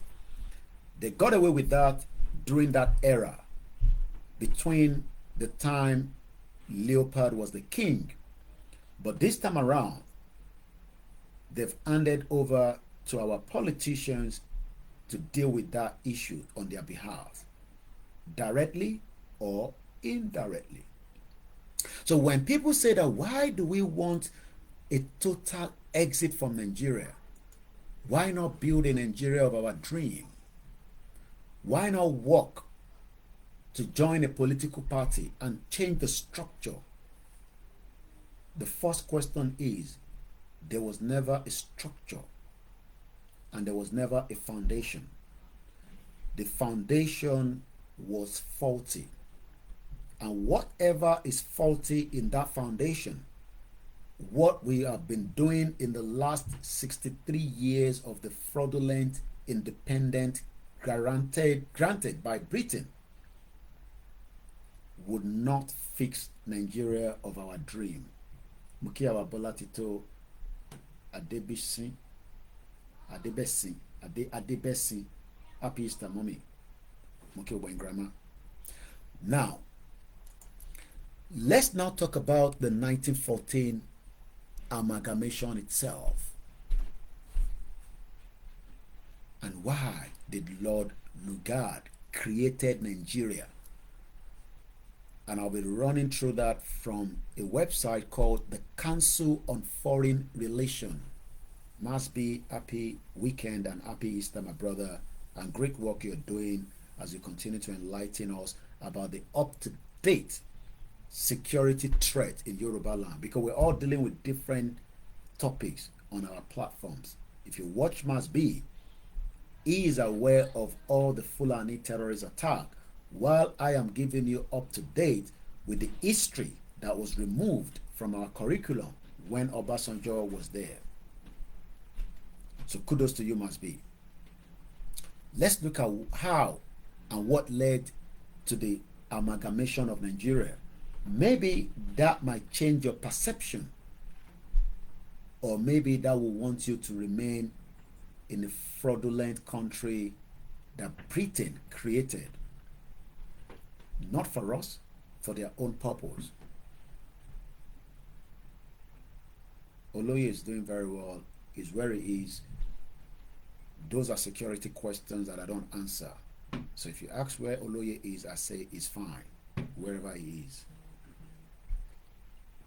But it's fine. Thank you so much for asking, Mr. Brahim. On January 1st, 1914, there's a man called Frederick Lugard. As at the time, he was the governor of both the Northern Nigeria Protectorate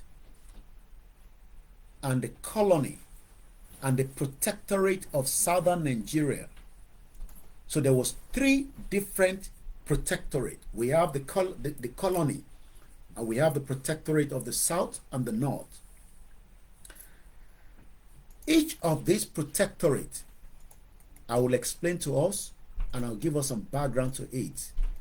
Again, may the soul of Stephen Lawrence continue to rest in peace, just as the soul of Damilola Taylor and the rest of those that have died through racist attack in the United Kingdom, and as many souls that have been killed through genocide by the Nigerian military and the Nigerian police across all this region of Nigeria, without leaving the North and the Middle Belt.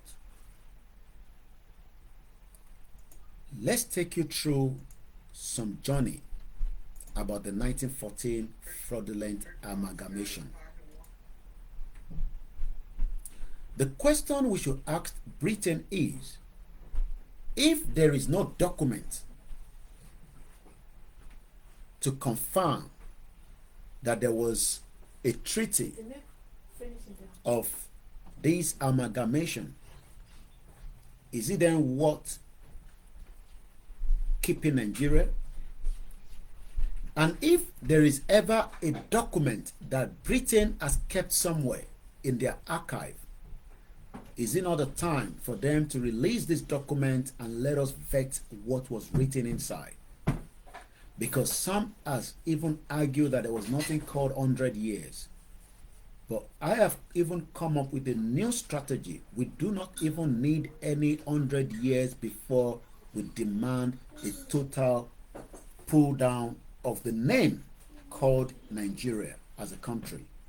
But don't expect your governors, your deputy, your senators, your House of Reps to accept these, because they are part of the new colonial masters that have used us for their own selfish interest.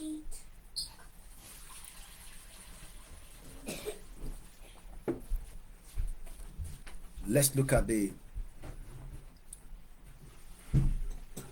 protectorate from both sides.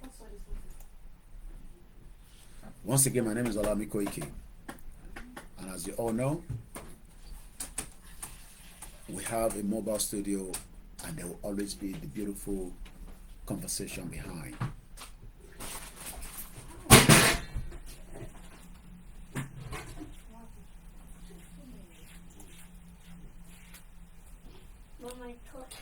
On the 1st of January 1914, Frederick Lugard, the governor of both the Northern Nigerian Protectorate, that I'm going to tell you what that means, and the colony and the Protectorate of the Southern Nigeria, signed a document consolidating the two, thereby creating the colony and the Protectorate of Nigeria. These all took place 110 years ago. But 46 years later, in 1960, Azikiwe, Tafawa Balewa, Obafemi Awolowo, and every single one of them fought to get what we call independent of Nigeria, where Nigeria became an independent state. But it was not officially handed over to those that should have moved the propeller. Imagine you going on an airline and the pilot was not trained to drive the airplane. What do you think is going to happen?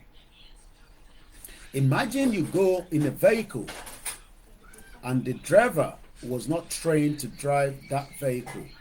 What do you think is going to happen? Imagine those Okada riders, and they are not trained properly to ride those Okadas. What do you think is going to happen? So what has actually happened in what we are seeing in Nigeria in the last 63 years is because the UK or Britain gave the power and consolidated it to a particular region, which is the northern region, that has ended up collapsing Nigeria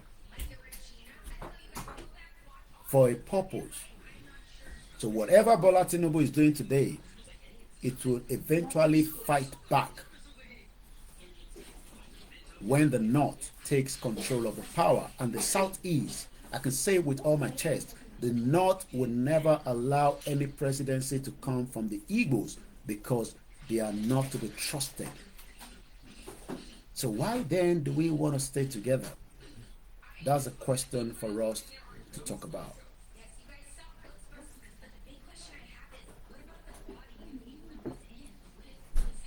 We're going to come back to this article. So let's take us to the Northern Nigeria Protectorate.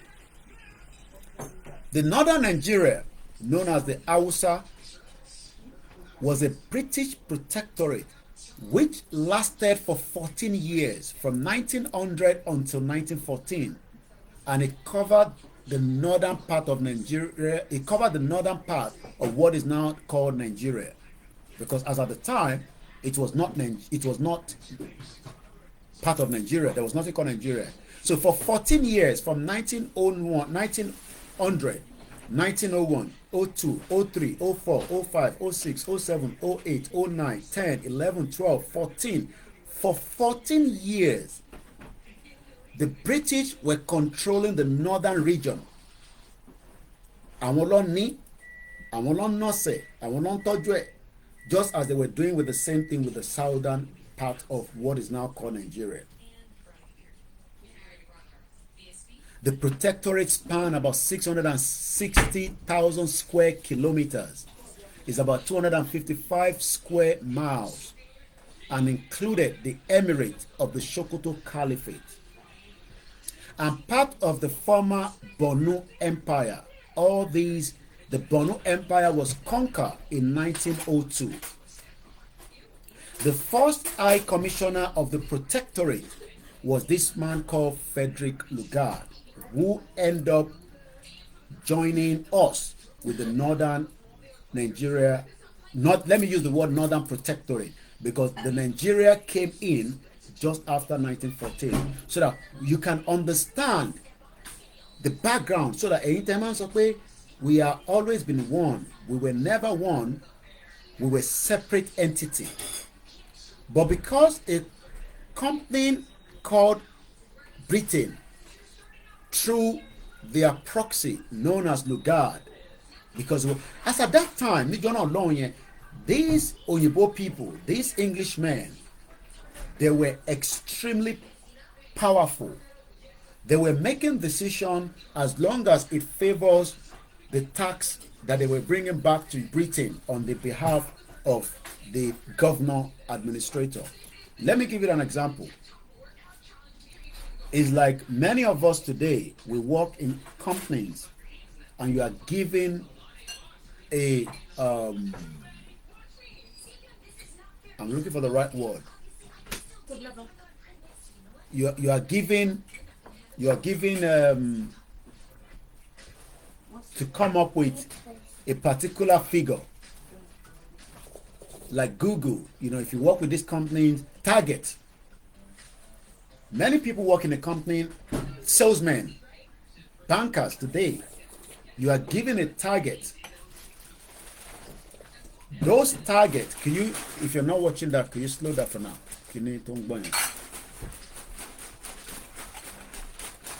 Mr. Taiwo Banuso says, forceful marriage will eventually end in a bitter divorce. Thank you so much, Mr. Lawale. No going back. We must divide Nigeria. Let's stick to the Northern Protectorate.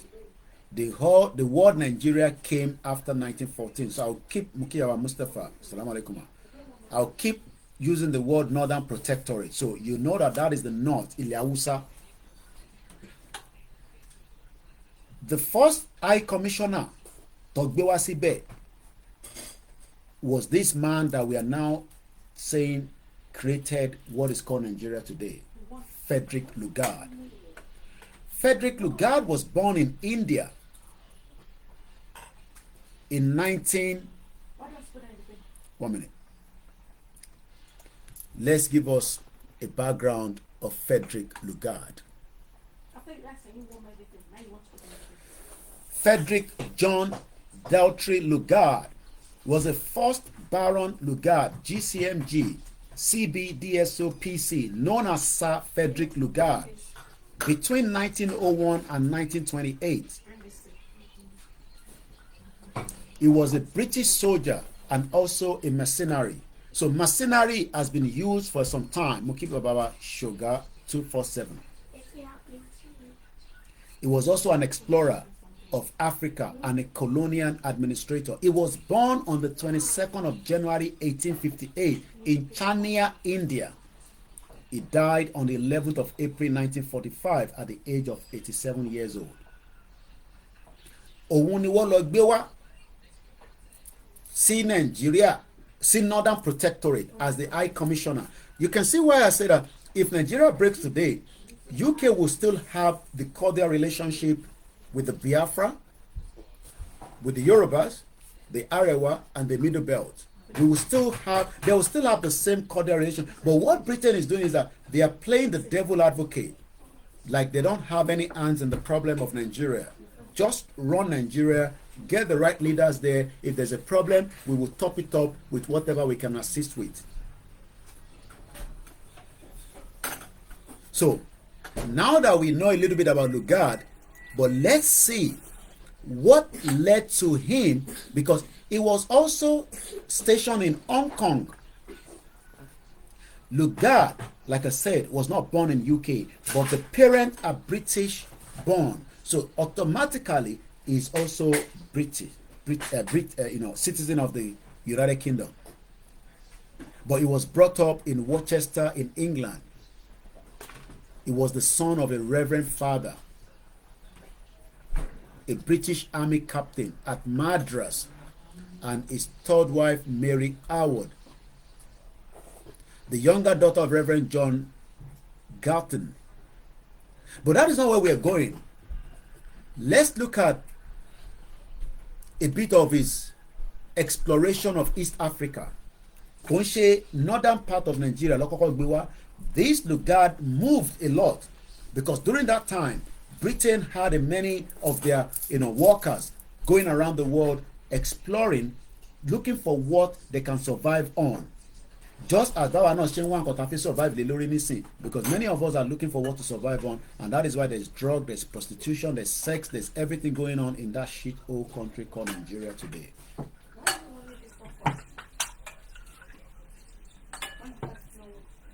So let's go back a little bit. Let's look at Lugard, his early life and education. This is the man that many of you Nigerians are trying to keep his lineage. Because the longer that we keep Nigeria, we are still keeping the lineage of Lugard in that contraction. The day there is no more Nigeria, the Nigeria of Lugard will end officially. This is why we are saying that we need to get our nation. Because if we get out of Nigeria, we own the territory, we own that land, we own the space. But the problem we are having is the name which this evil man gave us. The day we move out of that, that will be the day that we would appreciate who we are as Yoruba people, Biafra, Middle Belt, and the rest of different ethnic. And please don't come and tell us about, oh, what about Edo? What about all this? If any one of them wants to stand on their own, let them form an independent country of their own, and nobody should be forced to join Yoruba, and nobody should be forced to join Arewa, nobody should be forced to join the Biafra as well. There are smaller countries around the world that are doing very well as an independent country, and they can use another country to step up. Lugard, like I said, was born in Madras. I'm just going to go through his military career. Lugard was commissioned into the 9th Foot East Norfolk Regiment in 1878. Just like we read about Akilme Adesina pedigree yesterday, and he's now telling us, not us, he's probably telling his family and his colleagues that they are looking for a name called United State of Nigeria. Dr. Akilme Adesina, like I said to you in the program yesterday, that is for you and your network of friends. That does not represent us, the Yoruba people that wants to exit Nigeria. If you like, you can go with the northern part of Nigeria and create United States of Nigeria. Because if you, as an educated man, as we have read your history, your background, you are well read, you should know that this evil demon, Lugard, created that man that you say that even in your death, you still want to hold Nigerian flag. There's nothing wrong in that. If you die, which I don't pray for you now, they can bury you and wrap you up with the Nigerian flag. Even though we pray you live a long life and witness a Yoruba nation. Because we, the Yoruba people, will pull out of the shithole country that you are proud of, because you are part of some of the problems that we are talking today as a Yoruba elite that understand the game. And I'll be monitoring you closely because I know you are speaking on behalf of certain evil people around the world that wants to keep us in Nigeria. So you can even change your house to green, white, green. Even when we have Yoruba nation, we will not mind.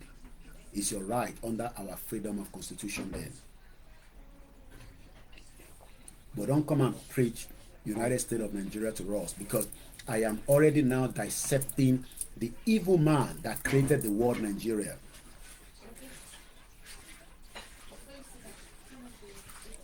In 1878, and then he joined the 2nd Battalion in India. He served in the 2nd Angola-Afghan War. There has always been war. ogun ló máa fi ń gbalẹ̀ mọ́ra wọn lọ́wọ́. So ìwọ tó ní ọlọ́run níjà ajá ogun tó bá gbógun wá bá yín wá gba gbogbo lẹ̀ tó ń jẹ́ lójú yẹn, all your properties, all your wealth in Yoruba land will be taken if the war comes to your doorsteps. I know some of you doesn't like when I talk about war, W-A-R, but I am told that Lugard has been fighting war, part of the British system that was sending them to war, which happened in 1878 up to 1880.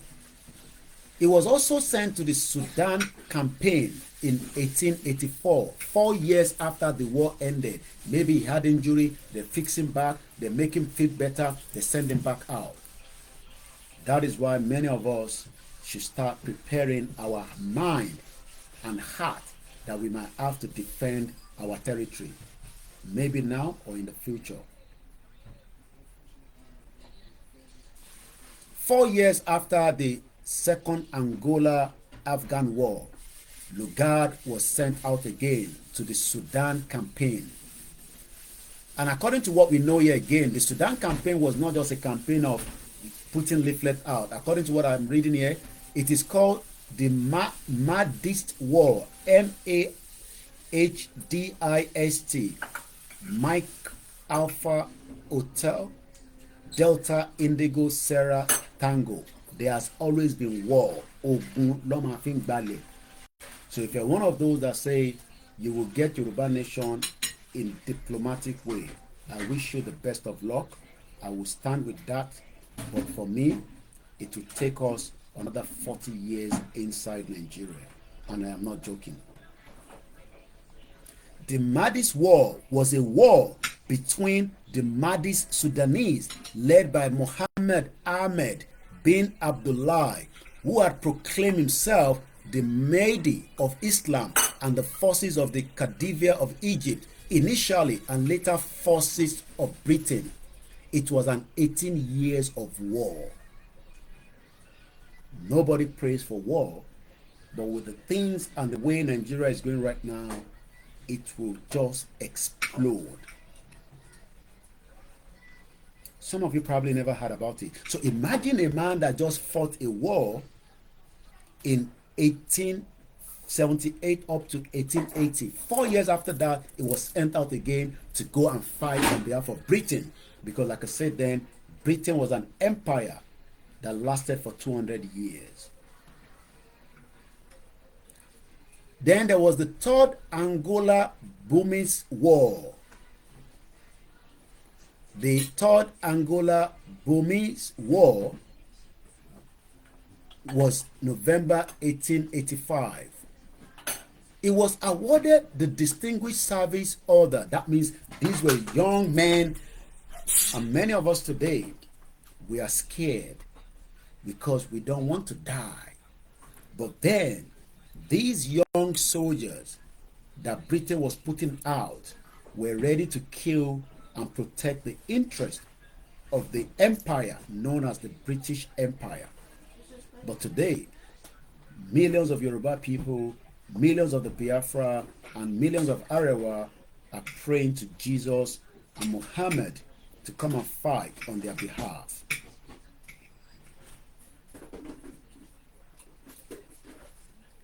After this promising start, his career was derailed when he fell in love with a twice married British divorcee.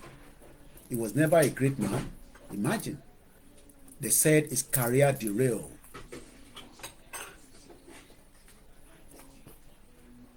He met in India, learning she had been injured in the accident. He abandoned his post in Burma to join her in Lucknow, then follow her to England. When she rejected him, Lugard decided to make a fresh start in Africa. This is where our problem started.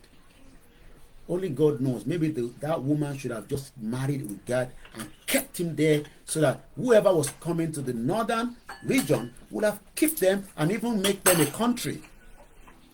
You can see where we started, where the problem started. And many of you today that are calling yourself Nigerians, I'm going to end again this, we come back again. You then want us, Lugard that was a bitter man because he fell in love, it didn't go well, he ended up taking that as an opportunity to come to Africa and start a new life, the life of creating Nigeria. Alex Mamu 142. Happy Easter to you all. Keep the comment coming. I'll be picking it as I go into the program. And I appreciate every single one of you that have joined us so far. Shamsitin Oladipupo. Kenzie Abiola, unity will never happen in Nigeria. Thanks for translating this to my Yoruba people. Ajijangbara Mokiyin. Moki baba wa Ifani Mole Aye. Ekabo sori eto wa. Moki Mr. Gbenga Ebenezer. Blessed Chooks, good evening to you, sir. Omogbola Obat, happy Easter. Aboru Aboye. Mo fún wa ní ìtàn tá là ń sọ, ìtàn arákùnrin kan tó ń pè ní Lugard. Arákùnrin yìí wọ́n ní olólùfẹ́ tí ó fẹ́ tí ìfẹ́ yẹn ò débi tó yẹ kó dé, ó ní parí. Lára pé kò rí arábìnrin yẹn fẹ́ mọ́, òun ló fi bẹ̀rẹ̀ ìrìn àjò tó fi wá sí Áfíríkà, tó fi wá dá wàhálà sílẹ̀ sí ọrùn tiwa báyìí, táwa wá ń try láti wá yanjú ẹ̀. Àwa ń fẹ́ ṣe ìgbìyànjú pé ká yanjú ẹ̀. Àwọn ọmọ Yorùbá ní ká fi sílẹ̀ bẹ́ẹ̀, ká lè máa ṣèrántí Lugard tí ó jẹ́ arákùnrin kan tó ní olólùfẹ́ tó wá fi ìfẹ́ àwọn èèyàn burúkú tó ń pè ní àwọn northerners Fúlàní ó wá gbé lé wọn lórí. Ọlọ́run ló create Nàìjíríà, Ọlọ́run create Nàìjíríà, Jésù lè create Nàìjíríà, Ànábì ò create Nàìjíríà, àwọn oníṣẹ̀ṣe wa wọ́n create Nàìjíríà. Kò síbì kankan tí wọ́n ti dá ifá pé kó create Nàìjíríà. Kódà kò consult Jésù, kò consult Ànábì. But today àwa ń fi Jésù a fi ń gbàdúrà fún Nàìjíríà, àwa ń fi Ànábì Muhammad sallallahu alayhi wa sallam a fi ń gbàdúrà fún Nàìjíríà. Kódà a tún dífá, à ń ṣe oríṣiríṣi, àwa aláwo, àwa babaláwo a fi ń ṣe ìwúre fún Nàìjíríà. Ìyẹn jẹ́jẹ́ pé gbogbo ìwúre àti àdúrà tá à ń gbà látara ti Jésù tànábì òfútù fẹ́tẹ̀ irọ́ là ń pa fúnra wa. Torí kò síbì kankan téèyàn kan máa sọ fún wa pé Elédùmarè àbí Jésù àbí Ànábì ó kọ́ nínú ìtàn kan pé Nàìjíríà tẹ́ ń gbàdúrà fún yẹn Lugard fúnra rẹ̀ gan consult òun. I hope you understand what I'm saying. We have now become fools. Because when Lugard was creating Nigeria, he did not consult the oracle, neither did he consult Jesus or consulted the Islam. I have the ringtone behind me. Don't worry about it. Let's go back again and read about him a little bit more.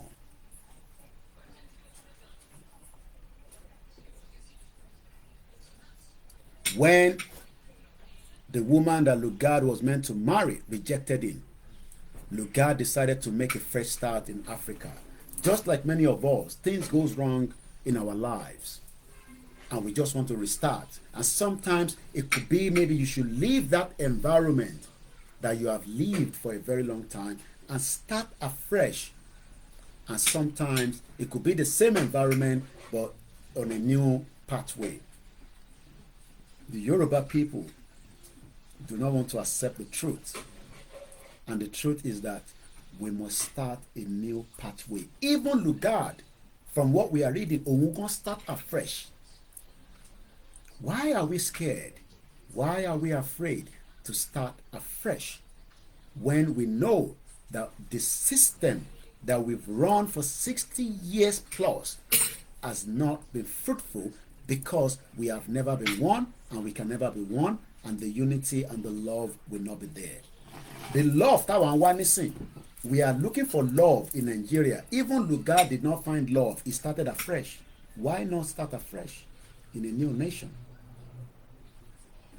Why should that be difficult? Why should that be a problem?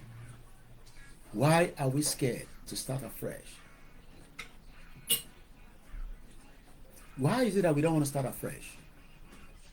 Why is it that a man that created Nigeria, from what we are reading now of his history, he started afresh? I am telling our people, let us start afresh. Only no, we are not going to start afresh. We will maintain the one that is there. All we will just do, we will pad the budget, we will steal the money. Some politicians will have more. They will give us rice during Ileya. They will send us to Jerusalem. They will buy us car. They will give us peanuts. It's because we love our oppressors.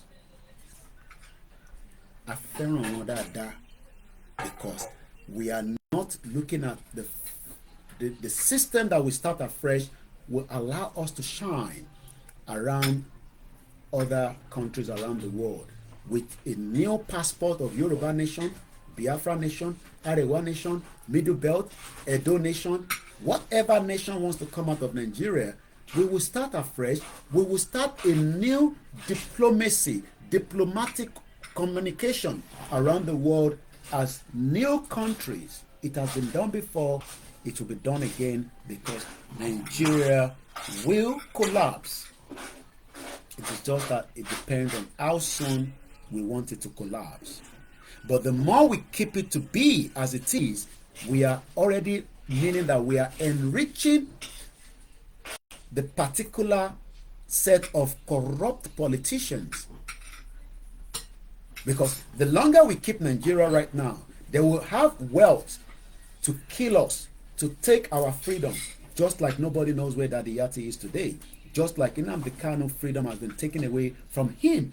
Do you know that we should even be more angry that they kept Nnamdi Kanu in the custody? Even some Yoruba people are happy.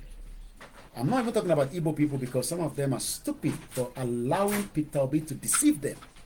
But the Yoruba people are excited that Nnamdi Kanu, no, Tinubu, don't release Nnamdi Kanu, just keep him there. But a man came and destroyed who we are. So Nnamdi Kanu is much more a dangerous man than Lugard that formed Nigeria. Do you see that we have a mental medulla oblongata problem? Because we are happy people that Lugard created this entity, and within that entity, a Fulani man did go through the normal route, kidnap, rendition Nnamdi Kanu back into Nigeria, and we are all excited, and it doesn't mean anything. That shows that we have problems, and you expect the certain set of people that they have kept their own person to be happy and stay together in one enclave country called Nigeria. So you now expect the Biafrans or the people in the southeast to be happy because if they kidnap Nnamdi Kanu, then so what? Is that not why we are happy? So we are looking that, oh, it doesn't matter. Chebi, it's Nnamdi Kanu. They are Igbo people. We don't even like them anyway. Let them lock him up away, throw the key away. But the man that created the mess, we are now proud to remain inside that mess because we love his name. We're going to wind down this program. There will always be a part 2.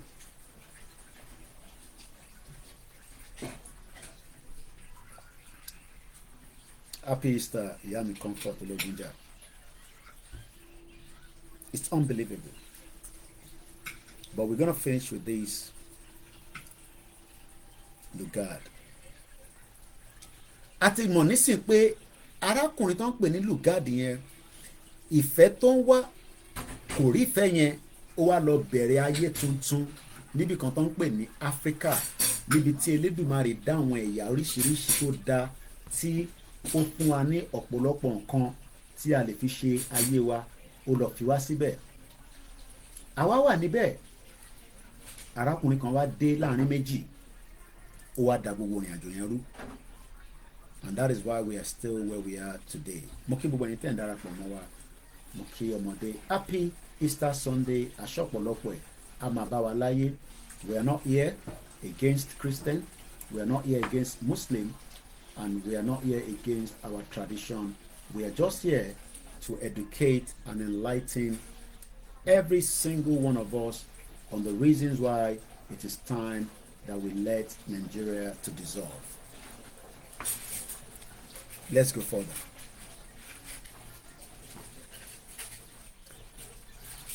Karango War. Around 1880, a group of Swahili traders under Milozi bin Kasbadama established a trading base. During that era, it was all about trading posts. As much as they can trade, get, steal, whatever. Mukiba Baba Johnson, Abiyawa Johnson, or Seyemi Esther. Happy Easter to you, sir. Ma, rather.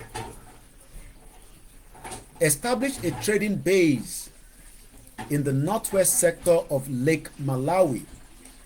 Lake Malawi is somewhere in Tanzania, and Lago Nisa is in Mozambique, is an African Great Lake and the southmost lake in the East Africa Reef System. This is what and who we are as Africans. Beautiful places, but the most poorer in the world. Including a stock ad at Chilumba. Again, Chilumba is a town in Malawi. It is an urban center in Karunga district. And the lake from where ivory, I'm sure you know that ivory is a hard white material from the tusk of and teeth of animal that consists mainly of deadline, one of the physical structure of the teeth and tusk. And slaves could be shipped across the lake. In 1883, the Africa Lake Company was set up a base in that region. The Africa Lake Company was a British company originally set up in 1877 by a Scottish businessman to operate with the Presbyterian missions in what is now known as Malawi, despite its original connections with the Free Church of Scotland. Again, so Church of Scotland as well was involved in slave trade, just like Church of England. It operated its businesses in Africa on commercial. So they set up the base in this area known as Karunga to exchange ivory for trade goods from these Swahili merchants. Relation between, I'm still giving you the background of Lugard. This is how he was moving before he got to Nigeria. Relation between the two groups deteriorated partly because of the company's delay or unwillingness to provide guns. So the African Lake Company will buy these tucks, these teeth of elephant and whatever they were buying there in exchange for guns. So the relationship of fail could work because they were not providing enough ammunition for them. Also because the Swahili traders turned more to slaving. So we were also using ourselves for slave because we thought that, it was making more money, so they keep people and sell it to the white people to take them to wherever they want to take them to. And eventually, many of our forefathers left the offshore of Africa, and along the line, millions of people died.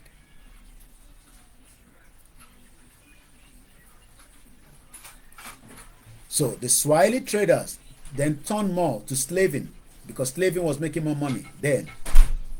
Slavery is the ownership of a person as property, especially regards to their labor. Slavery typically involves compulsory work with the slave's location of work and residence dictated by party that holds them in bondage.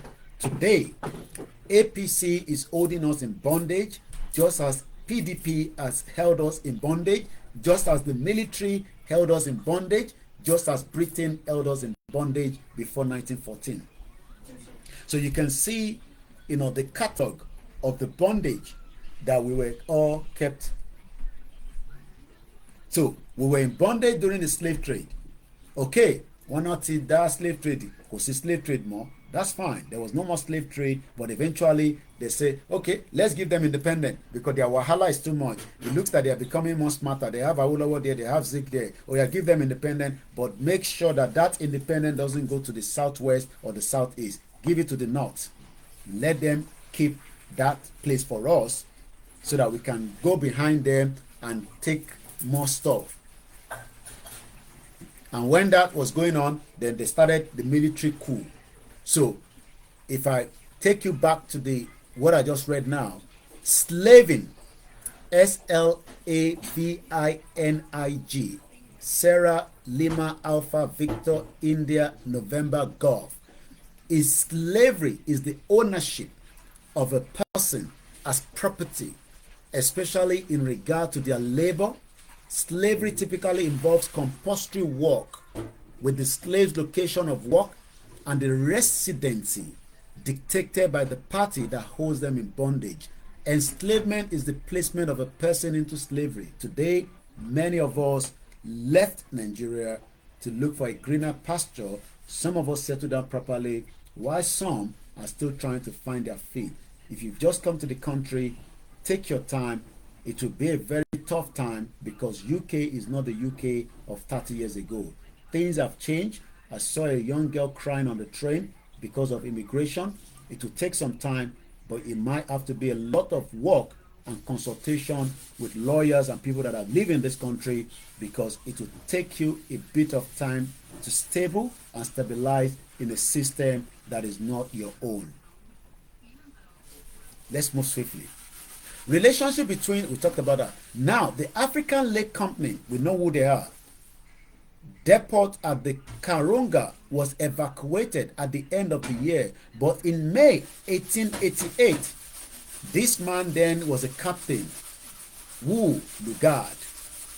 Captain Lugard, persuaded by the British consulate at Mozambique, arrived to lead an expedition against the Milozo. It was sponsored by the African Lake Company, but without official support from the British government. You know that we have all these machineries that are working around the world. If you have the money, you can hire them. They don't take orders from anybody. So, from what we are hearing now, what we are reading from this side now says that company tí ó ń ra ọjà pẹ̀lú àwọn tí ó ń rajà pẹ̀lú, wọ́n wá employ Lugard. Lugard then persuaded by the British consulate at Mozambique, he arrived to lead an expedition against àwọn ará ibẹ̀ yẹn. This was all sponsored by the African Lake Company, just like many of your politicians are sponsored to derail this movement, just as many of them were sponsored to make sure that those that are campaigning for their right to the independent do not have it. So everybody's talking about, hey, let's join APC. We can propel APC. We can even have young people inside APC and make it one of the fastest growing, political party in the world, because PDP were criminals for 16 years.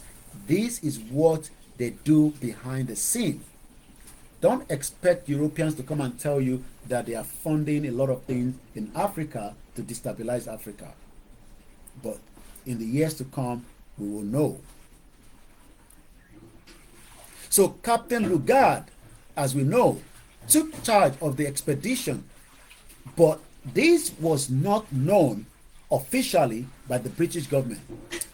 Lugard's first expedition of May to June 1888 attacked the Swahili stockades with limited success, and in the course of one attack, Lugard was wounded and he withdrew south.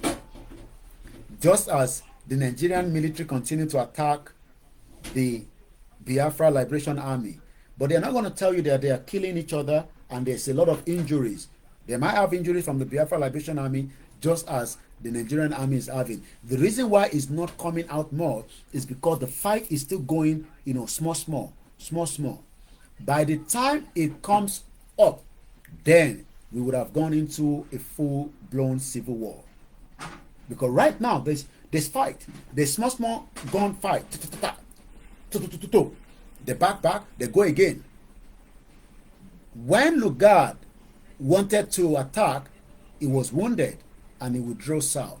Lugard's second expedition was again in December 1888 to March 1889, but was larger and included a 7-pound gun. So the 7-pound gun, from what we know, is the Ordnance RML 7-pounded. Is a MK steel gun. Was a British rifle muzzle loading mountain gun. And you know when you have more gun, you can kill more people. This was all happening before Lugard entered what is called Northern Protectorate. I am still giving you how it was moving. Bó ṣe rọra ń rìnrìn àjò ẹ̀ kó tó kí wọ́n ti pé in tó gbé dé Áfíríkà ni pé olólùfẹ́ tó nífẹ̀ẹ́ tó fẹ́ fẹ́ ìyẹn ọ̀fẹ́. Laura Shaw tí wọ́n máa ń sọ Laura Shaw kọ́kọ́ ni ó máa kọ́kọ́ ní kankan ṣe pẹ̀lú. Laura Shaw was just a girlfriend to Lugard. It was because kò rí ẹni tó fẹ́ fẹ́ nígbà tí ó wà ní India, ó tẹ̀lé yẹn padà wá sí England, wọ́n rí ara wọn fẹ́. He felt sad. He then started a new journey going to Africa. Maybe tó bá rí yẹn fẹ́, probability wà pé kó má wá sí Africa, but that now is an history. So ìwọ tó ní let's keep Nigeria. I am giving you the background of the man because he has now gone to get more gun power. And that is what Biafra are looking for. They know that they need more firepower to fight back the Nigerian military. So that is what they are fighting now. But we don't want to go through that route because we are intelligent Yoruba people. We can do it diplomacy. But Tinubu might not give you what you want. Put that at the back of your heart so that you don't get disappointed.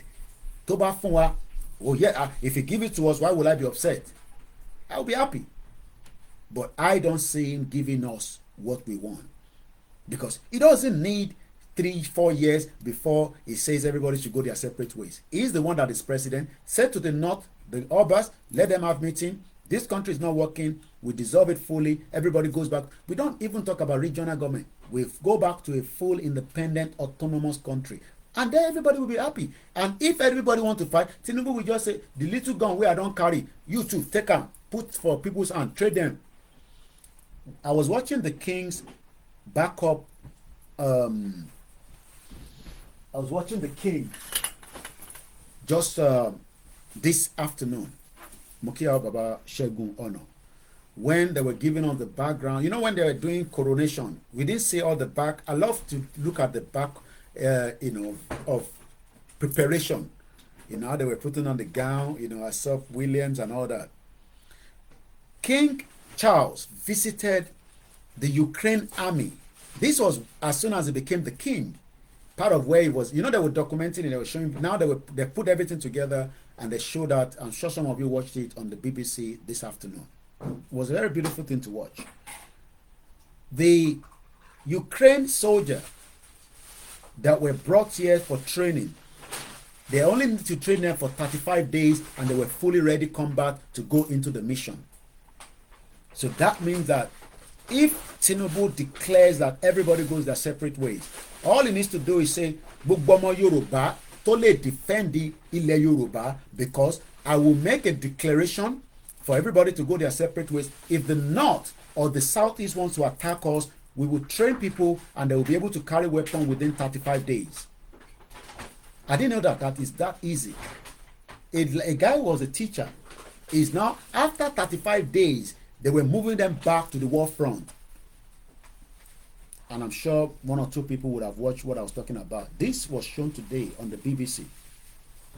When the King Charles, as soon as he became king, he visited the there in UK, he visited the training center where the British army were trained. So we can have many of the Yoruba's military guys put Yoruba people in the barracks, train them how to shoot guns and train them for purposes, so that when Tinubu says everybody go their separate ways, if anybody wants to try nonsense, we will be able to fight them back. But Tinubu is not going to do that, because Tinubu is also another puppet of the West. So if you're one of those waiting for such and say, hey, Tinubu can do it at the second term, he doesn't have to do it at the first term. No, he doesn't need second term. All he needs is to do what he needs to do right now. But Tinubu says, Emi Lokan, I will make sure we fix Nigeria. And when he fixed Nigeria after 8 years, he go back to his Bodilon house, then hand over power to the North, and the North now say, thank you, Tinubu, because you are a stupid man. We will not do exactly how you don't do it. We will then remove Cardoso, we will remove the chief of staff, we will remove this, and they put their own people, and it becomes another marginalization. And we want to continue like that? Serious? Are we serious that we can continue in this way? Come on, let us be honest with ourselves. I'll continue by.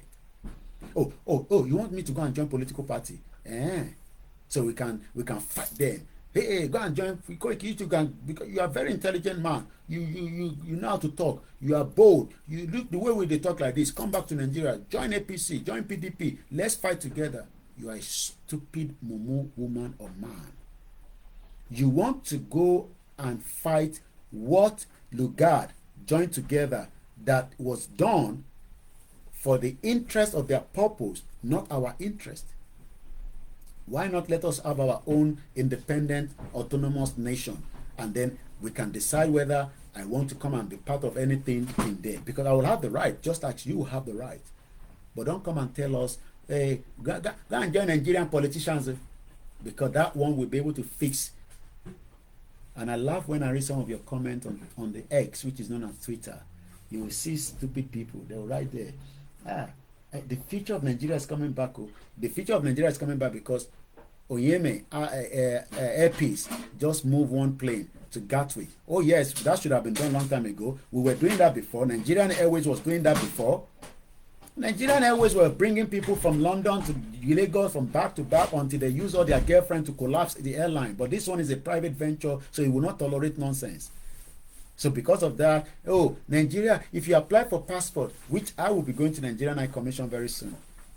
Maybe I'll get my own passport. I'll say, hey, Yoruba people, I say Yoruba nation more. I am now happy. I'm able to get my Nigerian passport within 24 hours. Are you serious? Do you think that is the reason why we're asking for a nation? Because Nigeria, if Nigeria let Nigeria make security better for us. It is the right of the system. We want our people to be protected. We want people to be rich, but that does not stop us from asking for our nation. So let's go back.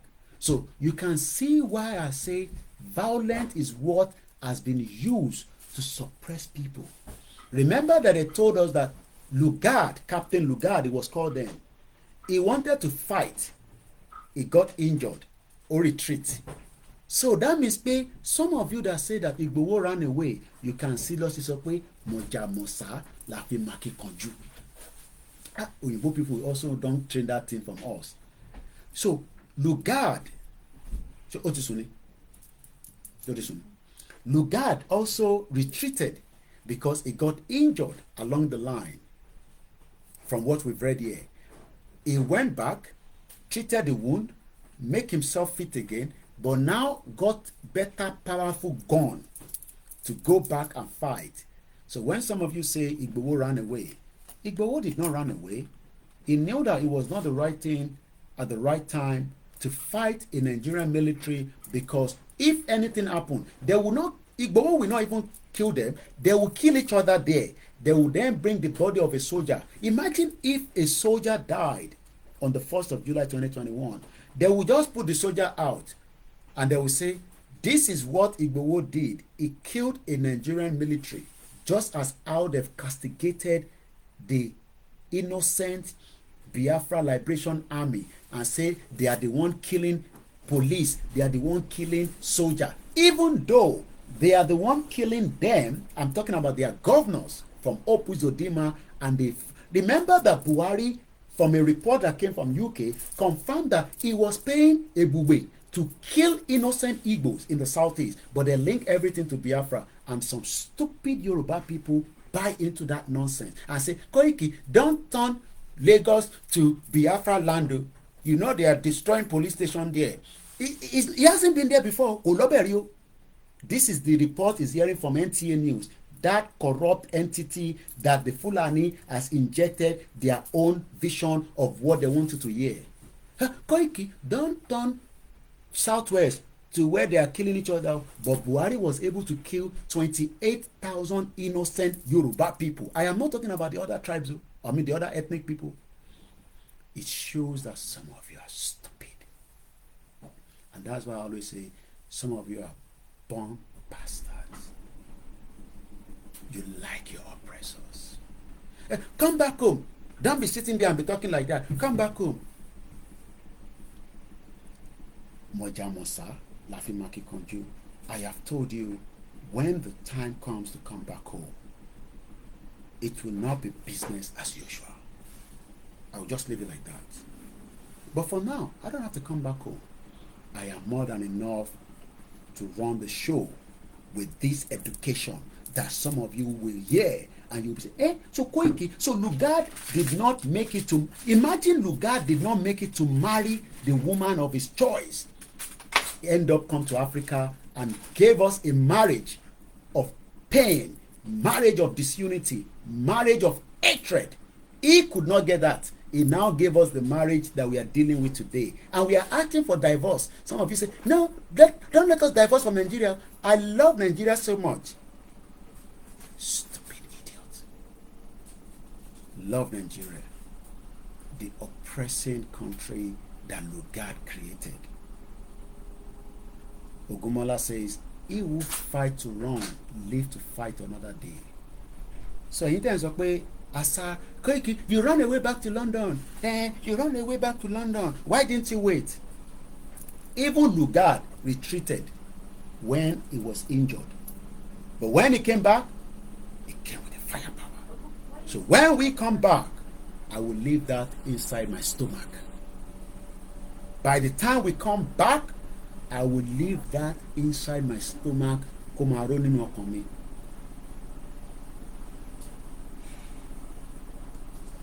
And if you think Simon Ekpa, the Prime Minister of the government of Biafra in exile, is joking, he will. You will realize what is coming. Let's move swiftly. So Lugard bought 7-pound gun.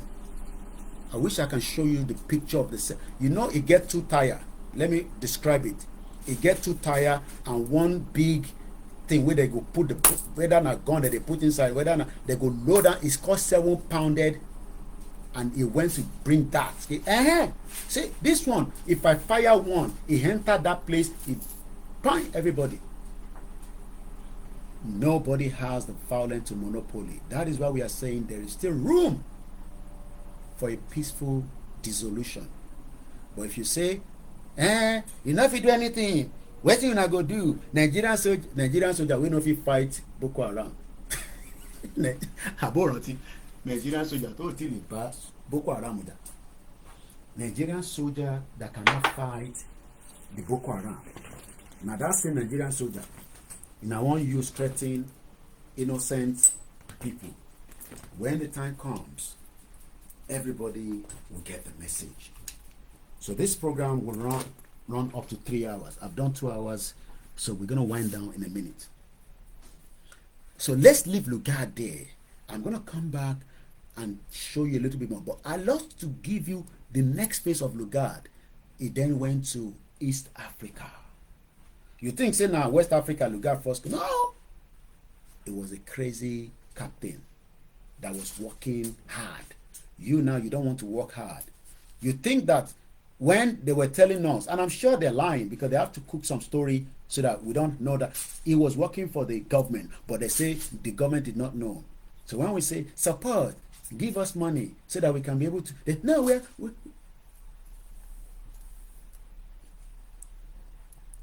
I don't want to respond because I don't want to be diverted from the comment. Who is the leader of the Yoruba leader is Professor Adebanja Kitoye, but not the Yoruba as a whole in Nigeria. If you're looking for the leader, that will be Afenifere. And I guess that answers your question, because I know you just asked because maybe some of you are new to this platform. So on the self-determination is Professor Adebanji Akintoye. But when you are talking about the leader of Yoruba, they are fighting each other, the Fashion Roti and the Baba Adebanjo. And I had the privilege to meet Baba Adebanjo when I went to Nigeria. But we hope that our leaders, they can come in one formation and stop fooling us and say, we are asking Tinubu to give us a new constitution, restructure Nigeria. We don't need any one of them. Let our kings give us the directives. Let our leader come in one formation. And to be honest with you, Nigeria will collapse. All your politicians that have this G5 gun that they carry, I'm telling you, they will kill maybe 500,000, but the remaining 4.5 million will finish them. 5 million Yoruba people will come out on the street today. We shut down Nigeria tonight. I will join you within 72 hours. It will not be up to that. Within 72 hours. But we are not ready yet. So let's go to East Africa as Lugard was moving. So I'm going to go start reading because the explanation is the one that is taking too long. But I got to explain because Pukwanuwa can be the background anytime. Sorry. So after leaving Nyasa land in April in 1889, Lugard accepted a position with the Imperial British East African Company. So let me explain what was happening. These were companies working on behalf of Britain, you know, to pack everything together and send it to Britain. Just as we know about, how many of you know about Royal Niger Company? Please, if you don't know, put it. my wife don't put that. How many of you knows about Royal Niger Company? If you don't know, say yes, I don't know. If you know, don't worry. So there was another one called the Imperial British East African Company, and according to what we know, the Imperial British East African Company was a commercial association founded to develop African trade in the areas controlled by the British Empire. Oh, Mr. Taiwo, no, I don't know. Okay, we will tell you a little bit more about the Royal Niger Company. The Royal Niger Company is similar to the Imperial British East African Company. So whatever Tibanka is saying, just look at it reverse. It's the same thing with the Royal Niger Company. It was set up to operate on behalf of British Empire to get as much of what they can get, you know, within that time, and then ship it out of Nigeria, out of what is known as Nigeria anyway. So the Imperial British East African Company, known as IBEAC, was a commercial association. It's like we now have Google, we have eBay, we have YouTube, we have Facebook, we have Twitter, we have Instagram, we have TikTok. So imagine that these companies, you know that most of them are also operating in Nigeria because some of you are watching me from Nigeria. So it's the same thing that was happening then. So it's like setting up a company. Let me even tell you that Church of England, the whole Church of England was involved in slave trade. Don't tell anybody. Don't tell it. You know today is Easter Sunday. Church of England, the Church of England, they were involved in slave trade. They invested money there because it was benefiting them. Just as you too, they pay. You know, some of you are playing Bet Niger. I don't encourage you to bet, but a lot of you want to double the money. So Church of England too was investing in there. Even as I just read now, even Scotland, their own Church of Scotland was also in. Don't tell anybody. Don't tell anybody. Moki Grandma Felicia. Keke Okus Moki. So anybody I'm trying to be calm because sometimes we have to be calm so that the message can sink in. So you can continue. So, but what they've done is they sold it. That's another program for another day. But let's focus on this. The Imperial British East African Company. And please don't say that, Koiki, you keep going back and because sometimes I read people say, because we got to explain to people. Somebody just said the Royal Niger Company, and these people will support. So there is 5 million Yoruba in just no. Where did you get that? There is about 40 million Yoruba in Nigeria. Where did you get 5 million? It's not 5 million. No. Easy as you are. Only Shege honor. Good evening to you, soldier. I cite you. Thank you so much. So let's no. How can there be 5 million? According to the statistics, it's about 35 to 40 million Yoruba people in Nigeria. Let's focus anyway. The company was this thing is sweet. The company that I just talked about now was incorporated in London on the 18th of April 1888 and was granted royal charter by Queen Victoria on the 6th of September 1888. I will never say 5 million. How will I say 5 million? Probably you didn't get what I was saying. We are more than 5 million in Nigeria. I didn't say 5 million Yoruba people. You probably didn't get what I said. Ebami corrected because I didn't get what he's trying to say there. Anybody that understands what he's saying, please help me to respond to. No, he's not even talking about the petition. I think he's a new person. He doesn't understand what is going on because most people don't know what is going on in Nigeria, and sometimes, you know.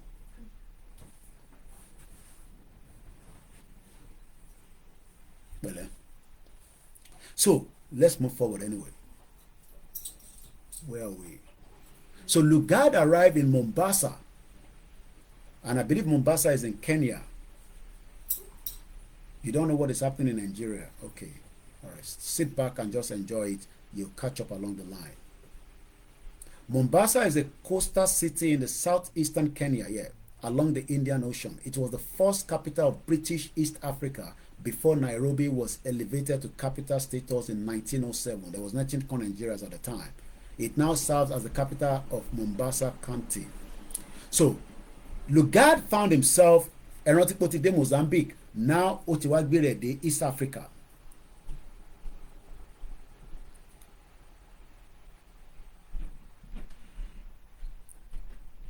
So, Queen Victoria granted this company, even gave them royal charter.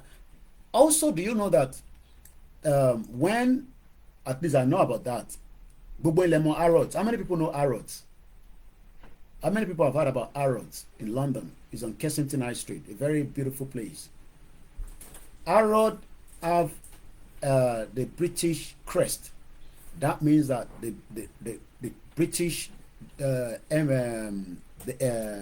Kensington, they can buy things from Harrods and use in the palace. You know, they have to be very careful where they're buying stuff from, but they give them, you know, the crest. And anywhere where the crest that means you have access for them to buy things from there. So, which was exactly what they were doing. Okay, what I was saying is that if we have, okay, get actually going to hear me comfort. What I said was, 5 million Yoruba people, if we come out of the 35 million on the street of Nigeria today, we can demand for the complete collapse of Nigeria without a gunshot. That was what I said, yes. Actually going to hear me comfort to Logunja. So in Timon near brother me, I said that we need 5 million people to come out on the street for protest. And it's possible because in UK, the total number of people coming out every weekend since the war between Palestine and Israel, I think it's about average of over 2 million people every Saturday. 2 million, if not more. So we can do the same thing. And we can use that to demand a complete shutdown of Nigeria. So let us move swiftly. Somebody say even 1 million would do. But I always say 5 million because I know we'll probably get about 2 million. The rest 3 million would drop along the line. So that is where you were getting the 5 million. So I'm giving us the background to Lugard that created Nigeria. So in case you are wondering what is all this, you know, it was in East Africa. So let's move swiftly. So he left East Africa, and then this is where the early colonial service. So we're going now to Nigeria. Let's leave the East Africa because that one is not really our own, but it's just at the background. In 1894, now let's listen to the Royal Niger Company. In 1894, the same Lugard that was from Hong Kong, remember that he couldn't get a wife, the wife ditched him, he started again, he went to Africa. The same Lugard in 1894 was now dispatched by the Royal Niger Company. Remember that we were telling you about the East Africa. So the Royal Niger Company was a Master Stanley company chartered by the British government in the 19th century. Our 21st century, you see. It was formed in 1879 as the United African Company, and it was renamed to National African Company in 1881, but it was to Royal Niger Company in 1886. So this Royal Niger Company was used as a propeller, as the company to work on behalf of British government in Nigeria to move goods and services back to UK. So this is how Lugard found himself in what is known as Nigeria today. It was what dispatcher was Ibeni. Thank you so much, Mrs. Oluremi Ogabi Kilanko, and you came to say, very well done, Koikimedia, for the hard work you are doing. Thank you so much for the super chat. In 1894, Lugard was dispatched by the Royal Niger Company to Bogu. Bogu is a region in the northwest Nigeria and in the northern Republic of Benin. It was partitioned between Great Britain and France. Remember, we talked about the 1884 Berlin Conference when they were partitioning every part. So reason tertiary Benin away from Nigeria today is because it was partitioned. So tẹ́ bá wonder pé Koiki wọ́n sọ Yorùbá ní Benin, kí ló ṣẹlẹ̀?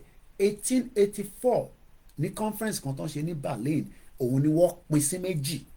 So France gba Benin, ìyẹn ló ṣe ń sọ Français ní Benin, ìyẹn ló ṣe ń lo CFR, owó Français ló ń lò.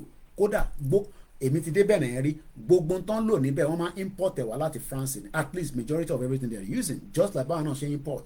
But ìdí táwa ṣe ń sọ Gẹ̀ẹ́sì English is because Britain ló colonize àwa.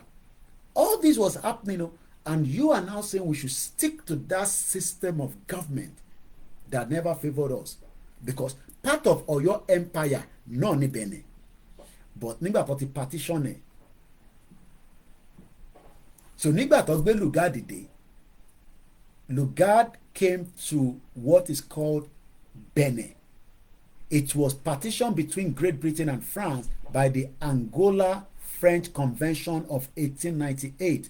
The people of Bogu are known as Bariba or Bogawa, where he secured the treaties with kings and chiefs who acknowledged the sovereignty of the British company while reducing the influence of other colonial powers. From 1896 to 1897, Lugard took charge of an expedition to Lake Ngami. Lake Ngami is an endorheic lake in Botswana, north of Kalahari Desert. It is seasonally filled by Tog River, an affluent of Okavogo River system flowing out of the western side of Okavongo in Delta. It is one of the fragmental remains of the ancient Lake Magadikagdi. Sorry for all the pronunciation if I don't get it right. Let's move forward. So we were told that Lugard took charge of that expedition in the modern day Botswana on behalf of the British West Chartered Company. Every time we talk about this company, these are companies that were operating on behalf of Britain around the world during that era. He was now recalled to Ngami by the British government and then sent to West Africa, where he was commissioned to raise a native force to protect British interest in the hinterland of Lagos Colony and Nigeria against French aggression, because there was friction between Britain and France. France. They were it. That is why they have to say, look, why are we killing each other? Today now, instead of us to form one block, Igbo, Biafra, Southeast, Southwest, Middle Belt, Hausa, and say we are going. No, we can't form that unity to dissolve Nigeria, because every one of these ethnic indigenous people are criminals. The politicians And some of us are also eating from underneath as well. So we love the way Nigeria is, and that means that it becomes embodiment to many other people that are saying let's go. No, because the Yoruba are enjoying part of it. We have them in Senate, we have Hausa, we have even the Peter Obi Criminal Labour Party. Go and see them now. They cannot defend the padding of the budget. They are part of the criminal gangs. So they use politics. They use a labor movement like that evil shortman devil called himself, the former Edo governor. You know he was a comrade. They call him comrade. He was in the Labour Party movement. Give him his name. Kiloruko again. That shortman devil, part of the APC guys. Kiloruko was a former Edo State governor. Kiloruko from Kiloruko again. He was part of the Labour. He used to be a Labour comrade before he became the governor. They become very powerful. And the moment they enter there, they have money, they buy guns, just like Amosun bought so much gun to protect himself on the seat while he was the governor. When he left, he did not align with Dapo Abiodun. He returned all the gun to the police. I remember his name now. Edoni Boboyen. Oshiomole Eshegoni, Mr. Shegoni. That one is another. This is how they start to. They say they are fighting for the people. Union. He became the governor. Oshiomole. Oli. Another bomb bastard like that. And there are so many of them like that from the Benue. Even the one where we thought say he was fighting for the people. I interviewed him before. What's his name? The former Benue governor. He want to be. When they leave governor, they want to come back as senator. That one where was the Benue State? I interviewed him. I asked him so many questions, he couldn't answer me then. They are criminals. Okay? From Plateau, every one of them, including the Yoruba, every one of them. So we now know that Lugard, which is now where it gets entrusted. Benny Omole, Oshiomole. Benny, it is King AY, another criminal guy. If you see Oshiomole, tell him he's a criminal guy. He started as a Labour Party. Mukiawa Margaret, Ibijoke. We're almost there. I know this program, has dragged the law, but we have to give you that background a little bit. So I'm just going to read quickly. After relinquished command of the West African Frontline Force, when I say frontline force, these are not people where they give people, the people where they carry guns. So when you see Biafra saying we will carry guns and defend ourselves, the Yoruba are not bold enough to come and say that because we are scared. Koiki, don't talk about guns. Oh, hey, guns. Hey, guns. No. Don't let us talk about guns. Oh, we are intelligent people. Frontline force. The moment Lugard relinquished command of the West African Frontier Force, Lugard was appointed High Commissioner. Remember that he has been fighting. He had a good history.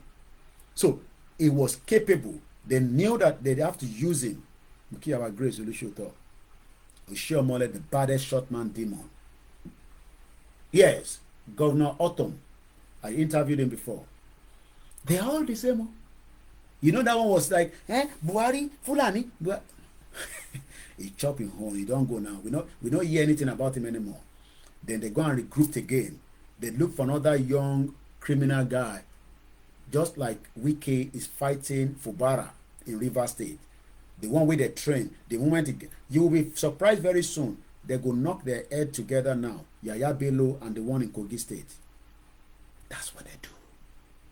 May God bless the soul of Akeredolu. He did not want to leave power. Eventually, Ayeti Diwa don't become governor now. They were hitting each other like, Akeredolu, sign now. You are not feeling very well. Sign now. Give us the power. Akeredolu say, no. Let me sit in Ibadan and be following what is happening in Ondo State. Because we realized that Akeredolu's wife was injecting what he wanted to take out because he knew that the husband was dying. Instead of them to say, I just resigned. We saw the Irish minister resign just not too long ago. Another one, what's here to show you? The Northern Ireland, one of their leaders, they accused him for rape. He resigned. Africa, no resign, no. If you resign, we are in problem. It's all about them. They are selfish. They love that.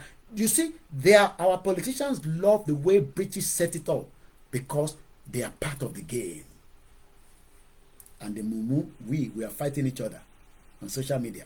Fighting it. When we should stand together and say, enough is enough, let us go. Some say, no, let's just abuse each other on social media.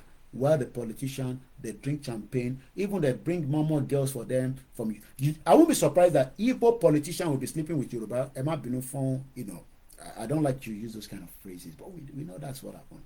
They will use Yoruba girls and sleep with another Igbo politician, senator. They go sleep with Yoruba women. Yoruba politician, they go say, nah, Hausa girls they like, bring the one where they from, bring them there. They do all kind of shit in Ashurok there, in Nikon, Sheraton, all those hotels. They all have rooms that are booked for the whole year where they do all their shenanigans. But me and you, where they look for 10 kobo, and they say donate now, people don't donate. Only small people, they give us money. Those ones, they have boku money, they can buy anything, they can look after themselves. They don't care whether we fight, we curse each. If we like curse each other on social media, they care less. They drink champagne, they go to party to. We see them now. They see them when they go party, they rub minds, they even they share girlfriends. They share girlfriends.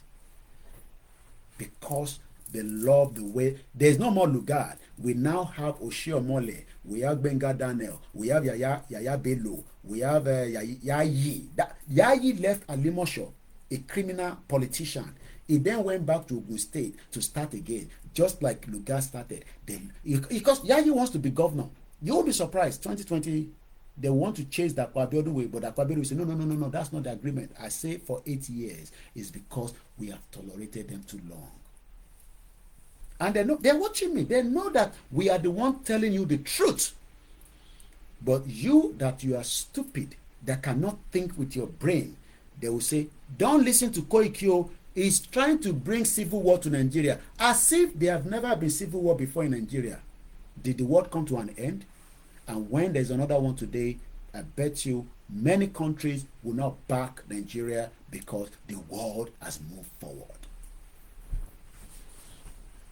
So we know that after relinquished command of the West African Frontier Force, Lugard was appointed the High Commissioner of the newly created, did you hear that? Newly created Protectorate of Northern Nigeria. It was just to manage Northern Nigeria. He ended up now joining us together for a business purpose. Nobody agreed. We didn't call a conference. No, this country, if they want to do meter reading in your road, they know they call consultation. They know they call consultation. How come they did not call for consultation with the owners of the region, whether we want to live together? Okay, they didn't call us together. They joined it together. Let's untangle it now. Nigerians say, no, let's remain in this forceful marriage. If we like, we kill ourselves. If we like ourselves. Let's just remain in there and do whatever. And whoever survive in the animal kingdom. And that has been going on for the last 63 years. Hey, now good, see, destroy regional. Okay, we know. Since then, why Yoruba people no come out and say, we no do again? Tinubu is there right now. He's a Yoruba man. Why has he not dissolved the Nigeria so that we can return back to who we are before 1913 and not before 1960, because 1960 was a fraud.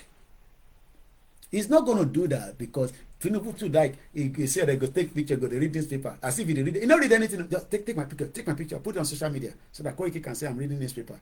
Even they told us that Tinubu they sleep for 3 o'clock. Tinubu where we see we go different places. He don't doze off. Koiki is because Tinubu is old. Let's bring young people like you. The one where Showore say in a contest for Showore no contest, in a vote for Showore. Hey, come back and let's do it together. Showore came. Buhari wanted to kill him for 5 years. He only survived. So Lugard became very powerful. Now that we know that it was only when they created a newly protectorate of Northern Nigeria.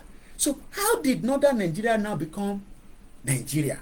No, how did the protectorate of the North became one block when everything was separate? Is because of the selfish interest of certain groups of people around the world. So I don't know what Lugard dreamt of.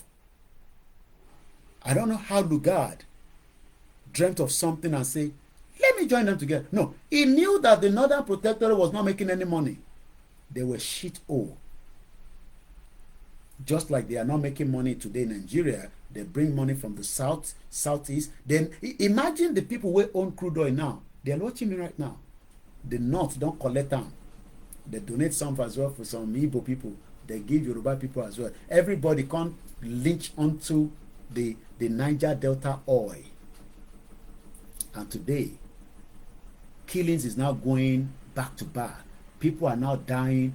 There's no health care. There's no facility. You will now be wondering, are you sure that they are making crude oil from here? No, they are making crude oil. It's just that those that are meant to deliver, they create NDDC, Niger Delta. That one another criminal organization. Kinikon NDDC. Everybody just want chop. Eventually, people like Ken Saro-Wiwa came out, started shouting, this is not good, oh, Ogoni people are not happy, oh, you cannot be taking our oil, Shell, la la la. Abacha said, who be those one they shout? From where to where? From where to where this one they shout? They say they be Ogoni. Abacha said, they be, go kill every one of them. Go kill all of them, just like Obasanjo say, wipe everybody from, is it Bayelsa State? They say Obasanjo say, kill everybody where you did there. They kill soldier. Who they kill soldier? Kill every one of them. The same thing they went to do in Delta State. And you think that Nigeria will survive? With a joke. Let's come back again. Now, I will now take you to the Northern Nigeria Protectorate. The Northern Nigeria Protectorate, like I said, started from 1900 till 1914. It was just for 14 years. But what led to the change? We could keep Nigeria. All this what we did talk. We could keep Nigeria. Yeah, keep Nigeria. Who's begging you not to keep Nigeria? But we are going. You can go with them to keep United States of Nigeria, like Akim Adesina is proposing. The protectorate span, like I told you, 660,000 square meters, 255,000 square miles or square kilometers, and included the Emirate of Sokoto Caliphate. The Fulani don't overrun them. They are coming to overrun you as well. They say make a play. You didn't got answer for me here. Shegwono, thanks so much for the super chat. I love you so much. Mr. Oluwatola Adebanjo, thank you so much. Mr. Fal, Saro-Wiwa blood is still disturbing Nigeria till today, just like the NSA, just like the Oyigbo. Eshegoni, Mr. Alani Arowolo, Benny, Oshiomole. Mr. Femi Adeyemi, thank you so much. Max said maybe 5 million regarding those you asked to come out. Yes, I probably, I'm just seeing your comment because I'm reading from another. So yes, thank you so much. My name is OLAYOMI KOIKI. Now me go open that your medulla oblongata so that you can listen to what we are saying. We don't fight each other. We can curse sometimes, but sometimes we will talk to you in a way that you will understand. Bear with me, it's my machine that is working behind. Lugard now was the first High Commissioner of the Northern Protectorate. There was nothing called Nigeria as at 1900 when it was newly formed. They've done slave, they don't slave trade, done so many wicked things to us. They now created. Can I create a country? Can I take people and go to Manchester and we create Yoruba Oduduwa language or Yoruba country in there? Is it possible? Can I go to somebody's farm now and say, we own this territory, and they will not bring out chaka chaka and say, what? You this black man, what are you doing here? Just as they killed Stephen Lawrence. White men killed Stephen Lawrence in 1993. Can I create a country here? Is it possible for me to go and create a country in this country? And the King Charles will not be asking me, who is this young man? Remember you came to this country in 1998? And I will tell them the same thing, that you came to our own territory as well. Don't you remember? Mima. So what we are trying to say is that we are not asking for too much. Just dissolve this country. That is all we are asking for. Everybody saying, no, how are we going to dissolve it? Is it you that will be the president? You'll be Mumu. Can't you be the prime minister of Yoruba land? And it's interesting that I read, I'm going to bring this in. I read Adeyinka grandson post on Twitter. And he's already proposing that he wants to be the new prime minister if we go through the parliamentary system as they have been talking about. Interesting.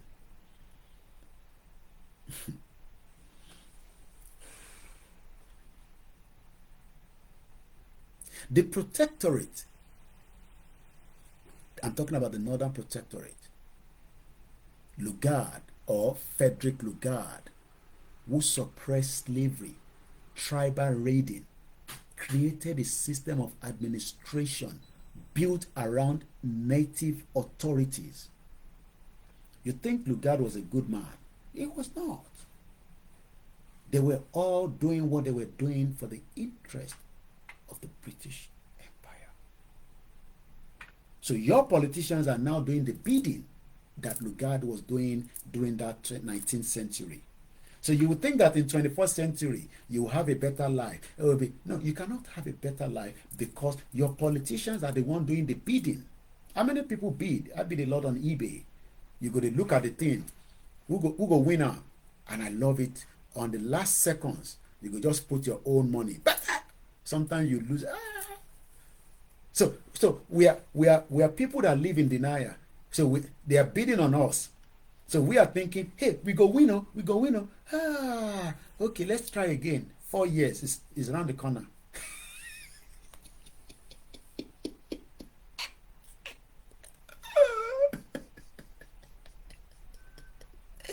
Every 4 years, people are bidding on us, including me. Every 4 years, they bid on our life, bid on us. And we are hoping that one day we go win them. The game masters, the one we understand the game more than me and you, every 4 years. So we lost 2023. So everybody's waiting for 2027. We go bid again. Let's bid. Bidding. As election they come, you go to see the numbers. APC. But now Labour Party when decided. You think Tinubu is stupid.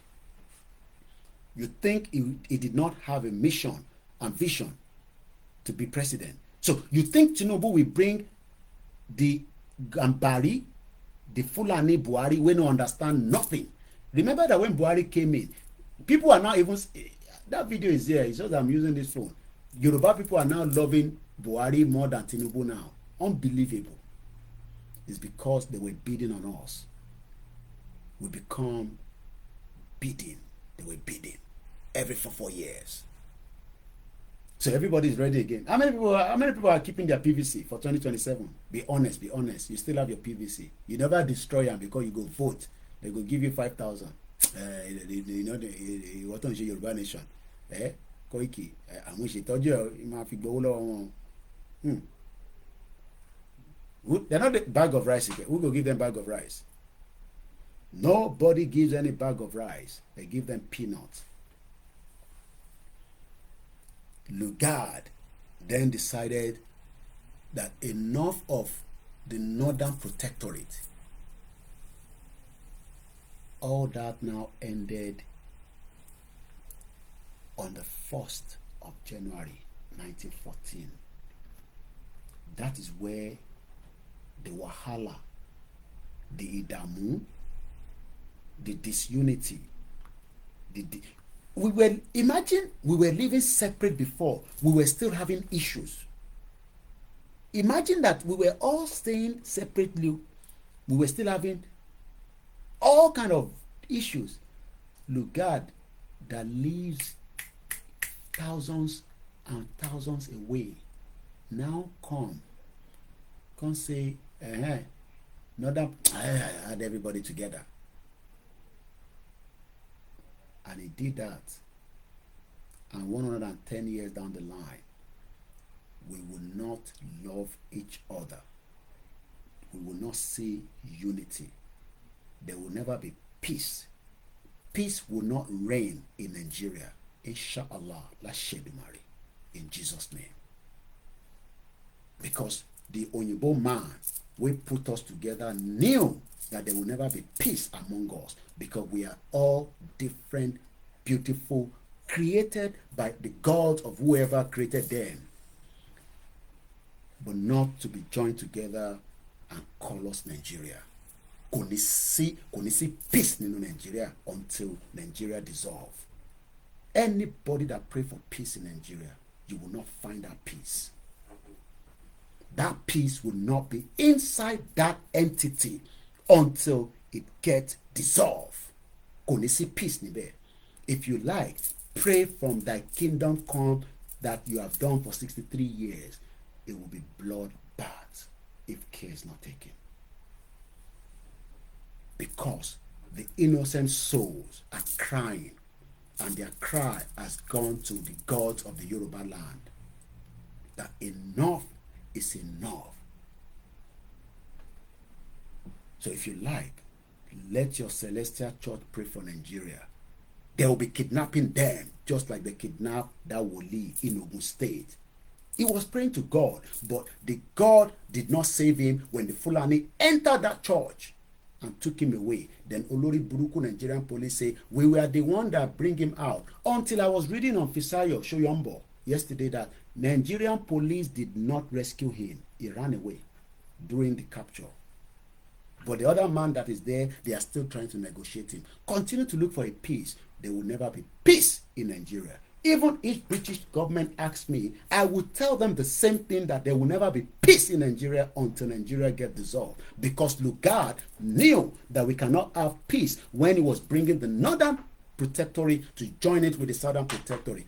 3 people that did not speak same language, they don't understand anything. And you are not fighting that Allen Oyeme, Air Peace, brought an aircraft to London on one Nigeria, but Yoruba people say, no, no, no, no, no. That outfit does not represent us. It is the Igbo outfit. And you want peace. Kò ní dá fún yín, ẹ ní rí peace. Kò ní sí peace. And that is where we're going to be ending it tonight. My name is OLAYOMI KOIKI. Go and fast 63 years again. Kò ní sí peace in Nigeria. The only time we'll have peace of mind is when that union, that we don't even know the spiritual being of it.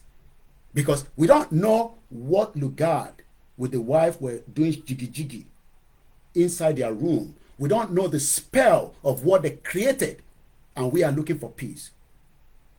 Do you know what? Do you know the spiritual thing that they make? Don't you know that the Igbo people have their own spiritual being as well? Àwa ìrànmọ́ aládé wa ń jẹ gungun. Àwa ń sọ fún àwọn èèyàn pé, let's get out of this mess. They're now telling me to shut up because they are looking for peace in Nigeria. Lugard created something from a spiritual being. Tí kò ní kankan ṣe pẹ̀lú spiritual being táyé tiwa. And we are all struggling all over the world. Our body immune is not working the way it should be.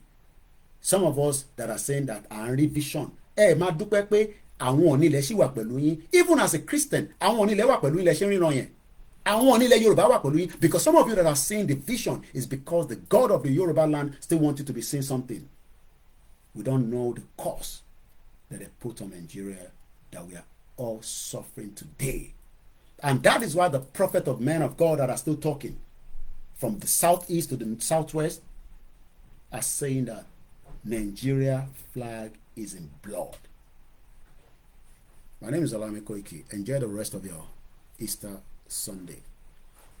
And as I leave you, remember to pray for a total dissolution of the crazy country created by Lugard. The man that couldn't find love. Lugard could not find love. He came to Africa, created evil. You are now looking for love from the Lugard that could not create love for himself.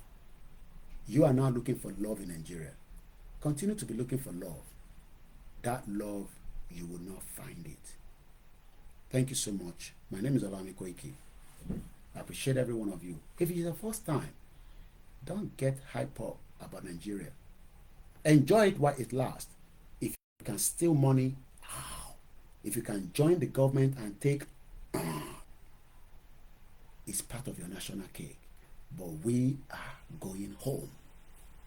We will continue to plead with the gods of the Yoruba land to intervene so that it will open your skulls and get the message that we are not fighting each other as Yoruba people, as Igbo people, Hausa people.